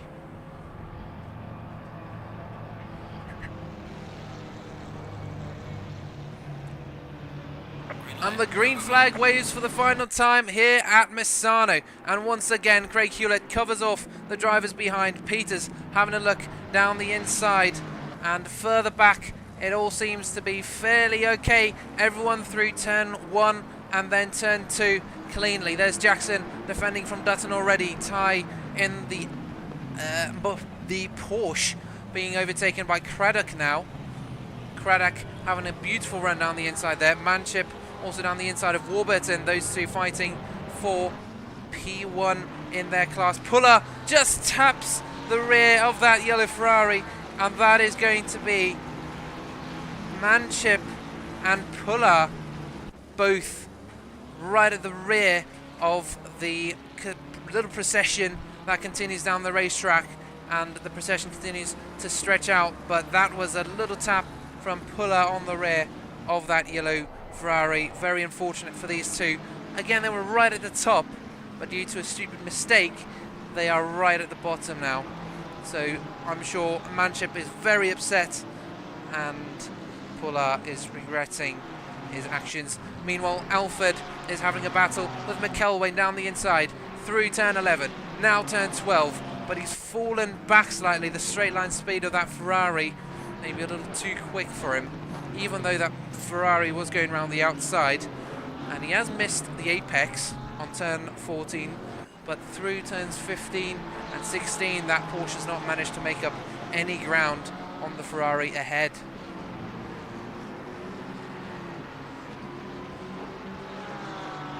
Now further back, it is worth battling with the McLaren of Taylor and the Lamborghini of Mouchard. Taylor going inside, outside, back down the inside into turn 1. Does he get the move done?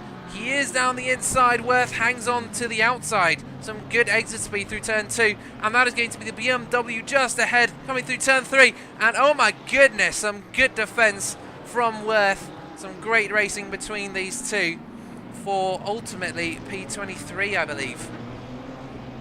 Oh no, sorry, that's P24. Mouchard is just ahead in P23. Oh, but that's Mouchard gone wide. Mouchard wide on turn 6, and a couple cars cruise by. And that seems to be 3 positions that he's lost.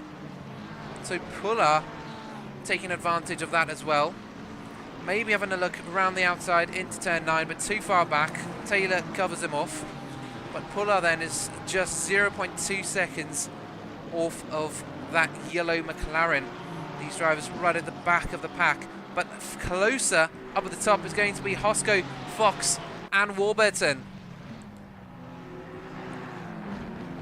3 drivers all vying for P12.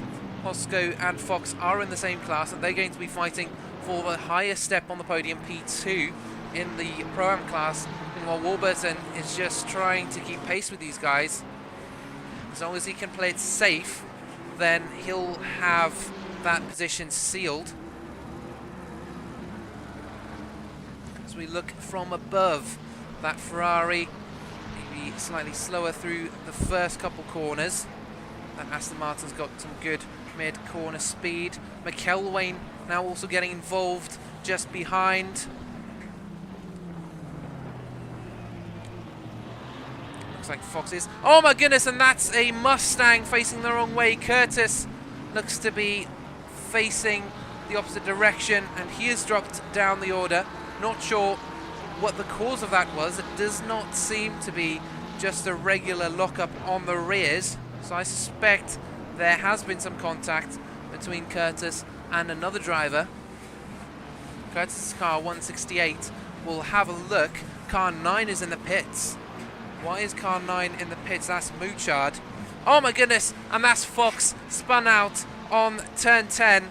So he's lost out plenty of positions. He's losing ground constantly. So that means Hosco's been promoted up into P2 and McElwain up into P3 for the class. And Warburton maintains his position at the top of the AM class leaderboard.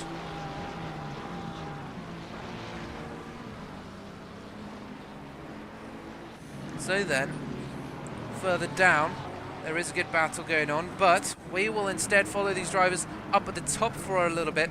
Lavagnos in the Aston Martin, then it's going to be Patrick in the Ford, and then Chard in that black McLaren, and Morris in the red McLaren. There's a look from Lavagnos on the inside of Peters, just slightly ahead, coming into turn 6, and he gets the move done. But Peters and Lavagnos have gone wide. That's Patrick up 2 positions. Oh no, and that's Peters crashed out. Chard hitting the rear of Peters in the Ferrari, and Patrick has just flown up 2 positions, and he has definitely benefited most from that situation. Chard, I'm sure, will be hit by a penalty at some point after the stewards maybe look at that decision. Not completely T-boned him, but it did seem like a fairly big shunt. So Chard then, well, everyone involved really up a position, except for Peters, who makes up, no sorry, Patrick, who makes up 2 positions. So then it's going to be Hewlett, Patrick and Lavagnos for our top 3. Chard is looking to be on that final step of the podium. He's looking for P3, coming through turn 13, now into turn 14, little hairpin, and the McLaren does seem a bit racy behind that white McLaren. Black versus white, opposite ends of the colour spectrum. Not that they are technically colours, I don't know what you'd call them. There is close racing between these two now for the final step on the Pro Class podium.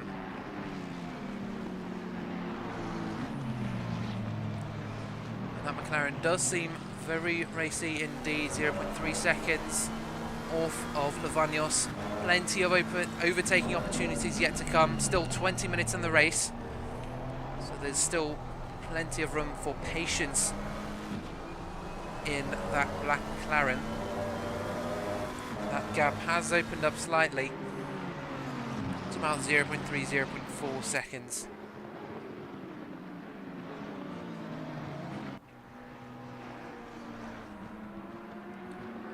See, there's Mouchard in the foreground holding up one of the faster cars, but a little further back Fox and Ozduru seem to be having a little scrap. Nothing of note as of yet. You can see just how quick these drivers come through turn 11. Corvone, I assume, or Curvone if you want to do it with the English pronunciation. And now that Lamborghini is going to get in the way of these 2 drivers. Fortunately not much. Very good awareness from that Lamborghini, but he's definitely broken up this little fight for P2 in the Pro Class Championship. A little further back though is going to be some more fighting between pro drivers. Craddock now on Butti, the McLaren on the Ferrari. Craddock was half a second faster than Butti last lap, so there could be potential here for an overtake. Just ahead you can see Dutton potentially looking for an overtake on Turner at some point as well. 0.4 seconds will keep you updated, but Craddock maybe with a little bit of speed, slightly wide on the exit of turn 6, not close enough to be able to make a move, but he is 0.2 seconds. He is close to the rear of that car. And he inches closer, inches closer. He's not there yet, but he is closing that gap.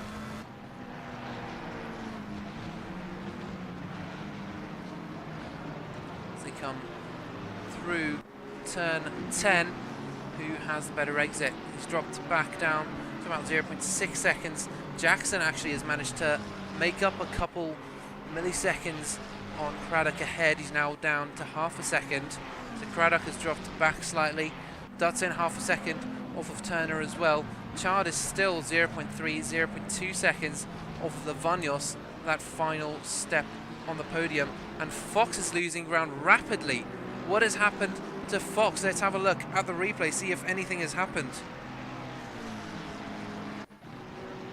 So Fox going through the left-hander and then into turn 10. Oh, and he takes out the Aston Martin and has to recover himself down at turn 10 and spins himself out as well.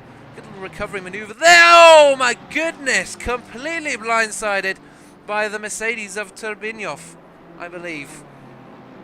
Oh wow, what a heavy collision that was. So Fox then with a T-bone from the Mercedes, Turbinov, and I'm not sure how much damage is going to be on the side of that McLaren. There seems to be almost none. I'm surprised actually, because that McLaren almost flew. Meanwhile, Craddock is trying to get past Butti once again. He's definitely got pace on him, but it's just whether he's got the racecraft to get past him.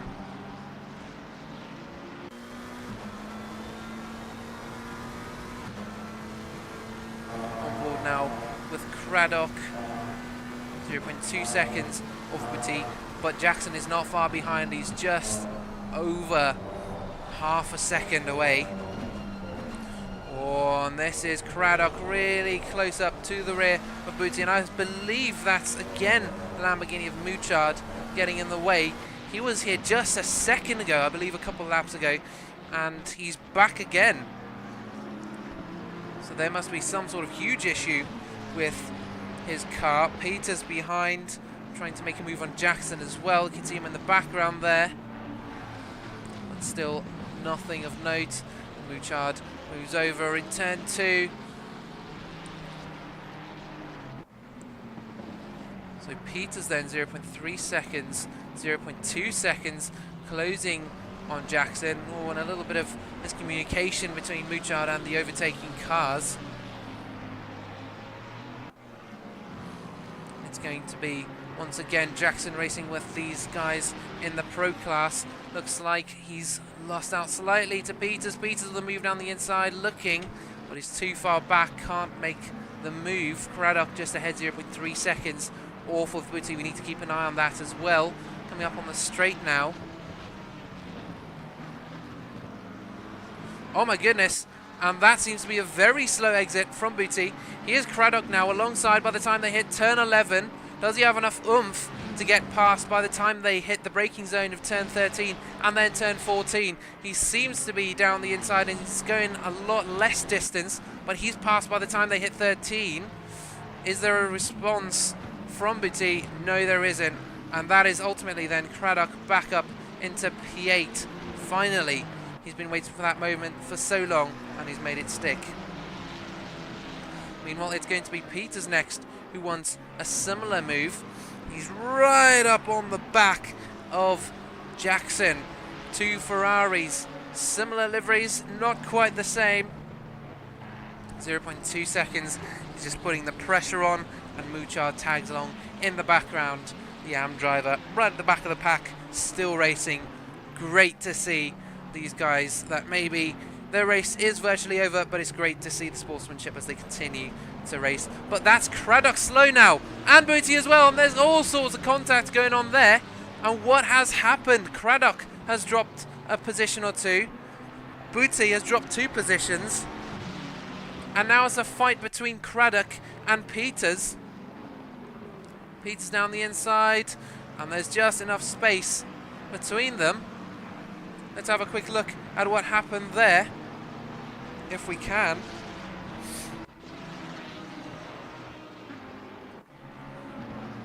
So that was slightly too long ago.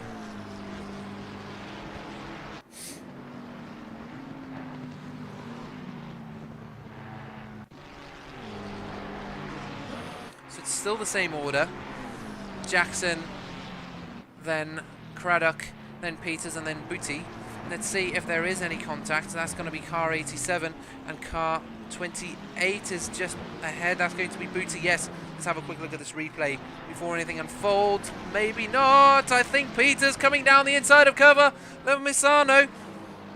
And that's going to be a beautiful overtake from the red Ferrari. It's not done yet. Craddock still wants to hold on to his position, but he's round the outside into turn 1. Booty is having a look, just making sure no one's forgotten him. But ultimately, that's Craddock down a position, and another one almost on the way. Booty down the inside of turn 2, now the outside of turn 3. He's maybe got a cut back into turn 4. Is there an opportunity here? No, there isn't. So Craddock down another position. Peters up into P9. Let's have a look at that replay real quick. So Craddock into the braking zone, turn 4, oh my goodness, and Booty just sends it down the inside. And I think he gave back the position, that's why there was all that kind of chaos going on. And it is once again going to be Craddock and Booty. Someone else seems to be dropping rapidly, Osduro. And there seems to be a massive pack here. Oh my goodness, and that's Fox off in the background as well. Fox into the wall, and I believe that's the front of his car completely smashed up. Yes, it is. Look at the scars of battle and the scars of his hard work. Unfortunately, not yielding anything. Curtis seems to have just gotten past Worth. Worth has dropped down a position or 2 in that BMW. But it doesn't seem like it was a fair overtake, as in like fair racing. He maybe made a mistake, and Curtis just made use of that. 0.7 seconds off Curtis now is the BMW. Osduru half a second off of Worth. Osduru in that green Aston Martin. Just ahead, Taylor is only 0.2 seconds off of Puller.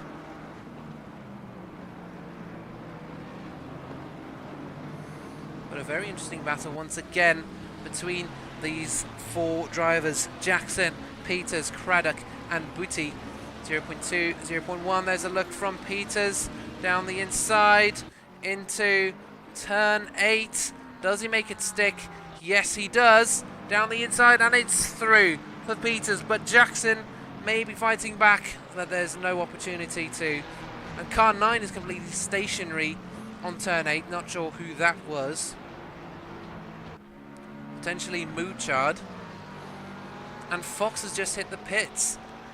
Fox coming in to fix his broken front end, but it's going to be Jackson and Craddock fighting over P9 now. Craddock going to look down the inside. Oh, and he was getting very close to the rear of that Ferrari. Ultimately, nothing comes of it. Still half a second between these drivers. Chard and Lavagnos once again having a battle for P3 on the Pro Class podium. Meanwhile, Jackson and Puller coming through turn 11. Oh, and Taylor's gone really wide through there. What happened there? That was a very wide run. Let's have a look at the replay. Is there maybe some incriminating evidence Oh no, we just get another replay of that shot. Beautiful. Yeah, because that was very odd. Why was Taylor so wide coming into the final section?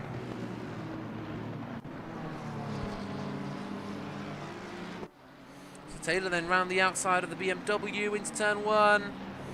There's ultimately nothing there, just putting the BMW under pressure, trying to make up a position. Curtis about a second behind. Taylor is wanting to get this move done some point soon. Now Rucroft and McElwain do seem to be very close up in P15 and P16. Taylor is still looking for a position on Puller. But I think this might be the conclusion of hostilities for the moment. Not that there is any hostile intentions, but Puller's gone wide. Taylor's trying to make use of the situation. He's got a little bit of oversteer, apologies, as he tries to apply the throttle. There's the move from the Mustang down the inside. Is there enough space? Taylor's just giving him enough space. Curtis now side by side, but ultimately the McLaren just has the better drive out of the corner. And it's still 0.2 seconds between Taylor and Curtis. These two are going to be fighting for position. This is for P5 in the Pro-Am class. Oh, and that Mustang was taking a very narrow line. This is Taylor now down the inside of Puller into turn 14, and Puller goes round. Oh my goodness, and Taylor single-handedly stops the Pro-Am driver behind in his tracks with a backwards-facing BMW.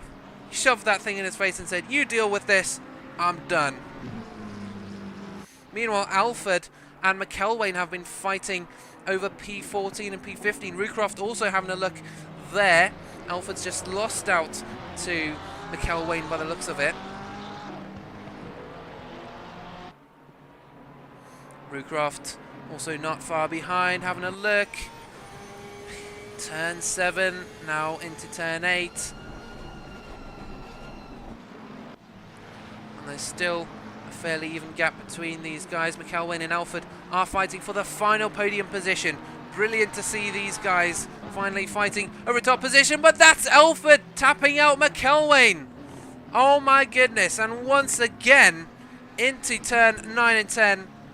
And I believe, yes, that is good sportsmanship from Alford, allowing McElwain back into P3. But ultimately, that is Taylor in the background now. So these two, while they've been fighting, Taylor is just making ground on them. So he's potentially going to also get involved in the fight for the last position on the podium. Meanwhile, Warburton and Hosko are once again having a little scrap down in P12. Two different classes. Warburton, though, does have Rucroft behind. But that is going to be 13 seconds. He's got that 13-second window. You might just want to put Hosko behind as an extra bit of insurance. But Hosko doesn't want to let him through because he, of course, has a nice little buffer to McElwain in P3. Hosko currently running P2 in his class. Meanwhile, Jackson has just been running a really boring race out ahead, still in the race lead for the Pro-Am class.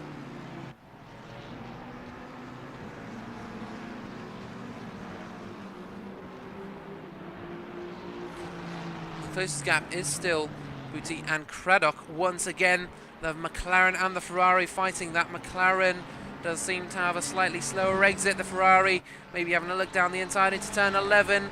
Always a good shot through there. Oh, and under braking, that Ferrari putting a lot of trust in the McLaren driver's braking points. But ultimately, still nothing happens. They still stay in the same positions they were before. What's interesting, though, is that Lavagnos is catching up to the back of the Ford ahead of Patrick, now 0.4 seconds off, and Chard is also half a second off of Lavagnos. So these three fighting now for the top two positions, P2 and P3.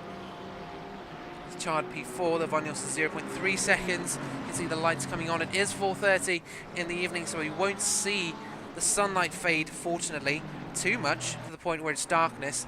but the temperatures will drop, and that's a wide exit for Lavagnos. Chard trying to get alongside for turn 9. It is going to be close, but ultimately Lavagnos still stays ahead. He's got a narrower line though. So how will this affect his exit?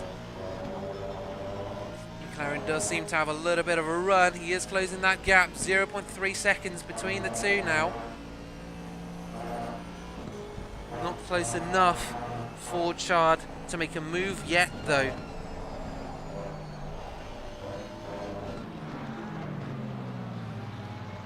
So still 0.4, 0.3 seconds between those two. There's, again, just really close racing between Booty and Craddock down in P10. And then further on, it's going to be Alford and McElwain once again having a scrap. Alford round the outside into turn 9. McElwain waiting, just trying to defend his position. And it's still good racing between these two. Great to see there's no real sign of bad blood between these two after the previous lap's collision. And it's still Alford right on the bumper of that Ferrari. Coming through turn 11, a little swing down the inside. Trying to put McElwain under pressure, make him think, make him maybe make a couple mistakes. Some great racing further down the grid. It looks like Turner has just gone up a couple of positions. I don't know what's going on. The leaderboards have gone all weird for a second. McElwain now catching up to the back of Huben in the Nissan ahead. Huben P3 for his class, and ultimately this then is still the battle for P3 in the Pro-Am class. McElwain and Alford fighting for P3. Well, Huben is in P3 for his class as well. Lavagnos and Chard and Patrick are all pretty much even distance from each other on track. But as we come into the final couple sections, let's see whether McElwain can keep that green Porsche behind him coming into the hairpin. Yes, he does. That gap is still slightly large. Huben's just ahead.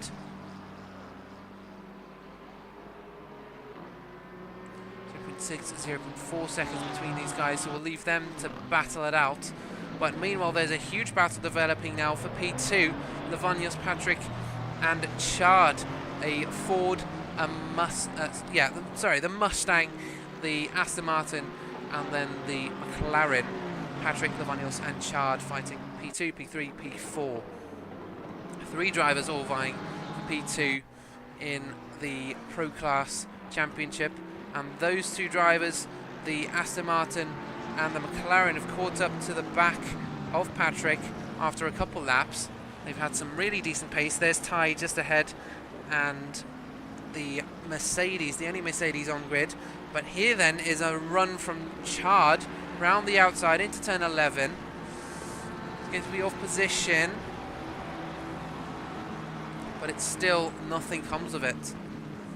There seems to be a small gap developing already between the Aston Martin and the Ford. Oh my goodness, and Ty just keeps himself out of trouble, but only just. There's the Mercedes coming off track as well, just parking it on the exit, still fine. But oh my goodness, almost took out the Ford. Lavagnos now very close to the rear of that Ford. Mustang, the white and green Mustang. Woo, he is definitely pushing, and there is some pace difference here, whether it's just the tyres or overall pace as well. Chard is also not far behind. He's looking for a position. There's Chard down the inside into turn 4. Just a little look, just a little, maybe potentially a lunge, but nothing happened. Lavagnos 0.2 seconds off of Patrick. Now coming into turn 7, it's going to be a straight. Turn 8 is going to be a great opportunity for Lavagnos. Has a look, but there's nothing there. All the same, the Mustang gives him the space he needs. And that Aston Martin seems to be very slow coming out of turn 8, almost consistently. But mid-corner speed on turn 10 is not lacking. 0.2 seconds now, 0.3. Chard is closing once again, coming up to turn 11, but that top end speed just seems to be slightly lacking on the McLaren. The acceleration is brilliant, but a little bit of that top end speed seems to be lacking for Chard. A little bit more curb maybe than Lavagnos would have wanted, because Chard is now right up his back end, sniffing, just waiting for a mistake, putting him under as much pressure as he can. 2 minutes remaining in the race, so we'll start seeing some desperate lunges potentially from these drivers at the top, even though they might know better. I think they will probably not risk it if they can. Oh my goodness, and a little lunge from Lavagnos down the inside, but that's allowed Chard to come around the outside, and you can just see the tyre marks through turn 3. They're still side by side, and that's Chard around the outside of turn 4. Can he keep it for the inside line into turn 6? No, he can't. The double right hand ultimately defeats the McLaren's advantage, but he will have a great run through turn 7, and that's Chard now down the inside into turn 8. Is this finally Chard's opportunity into the final podium positions? Yes, it is. There it is, the move from Chard down the inside into turn 8, but it's Lavagnos with a cutback. Chard has gone wide. They're still side by side coming into turn 9, and that is ultimately Lavagnos still hanging on to P3. Brilliant racing between these two, clean, but ultimately, yes, disappointing for Chard, who finally managed to get by and was then ousted at the last opportunity.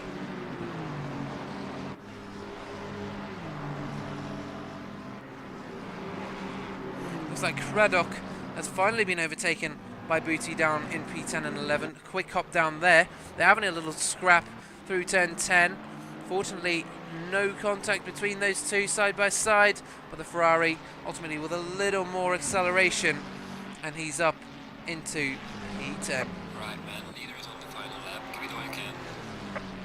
And there it is, the race engineer saying it's the final lap. Craddock, woo, really close to the rear of that black Ferrari. You could just see the accident happening almost, but fortunately it did not. Meanwhile, still up at the top fighting for P3 is still going to be Lavagnos, Chard and Patrick. Chard really close to the rear of that white and green Mustang.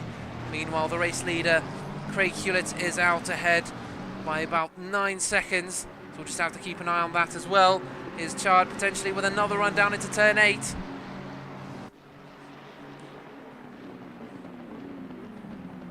And there's nothing there except for a cutback maybe from the McLaren. Taylor allowing the faster cars through. Chard really close to the rear of that Aston Martin. Is going to be a run on the straight. We've seen how the acceleration really works in the favour of that McLaren. And he's right up on his bumper now. He's got the slipstream. Lavagnos takes the inside line to try and cover him off. And Chard wants to get past. He's flashing his lights, and he's still not passed by the time they get there. Meanwhile, it's going to be Hewlett coming around the final corner for the second time today. He has stayed consistent and just stayed out front for the second time today. The checkered flag waves for the Pro Class winner here at Misano. Craig Hewlett wins the second race of round 6. And as they come across the line, it's still Lavagnos ahead of Chard. And then the next driver to come across the line to win today is going to be Jackson. Again, just a boring race from start to finish. Stayed at the front, qualified pole and finished first. It's going to be Jackson once again, winning for the second time here at Misano. The checkered flag waves for Jackson.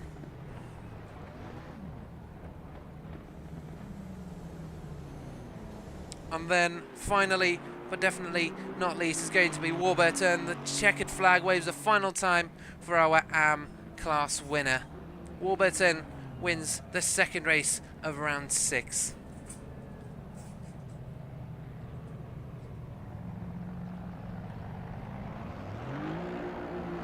And the celebrations commence.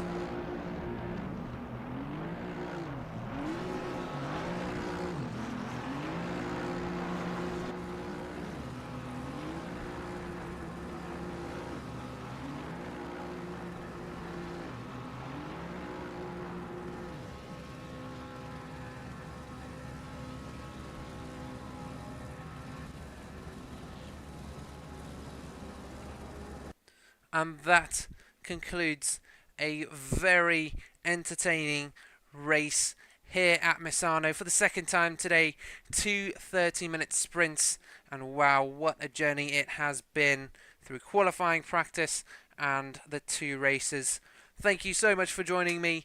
Unfortunately, I won't be here next week, but the race will continue. The championship will continue. Round 7 still happening Friday, 7 p.m. BST. But I will be back for the finale, broadcasting once again at Nordschleife. So until then, I'll see you later. Good night.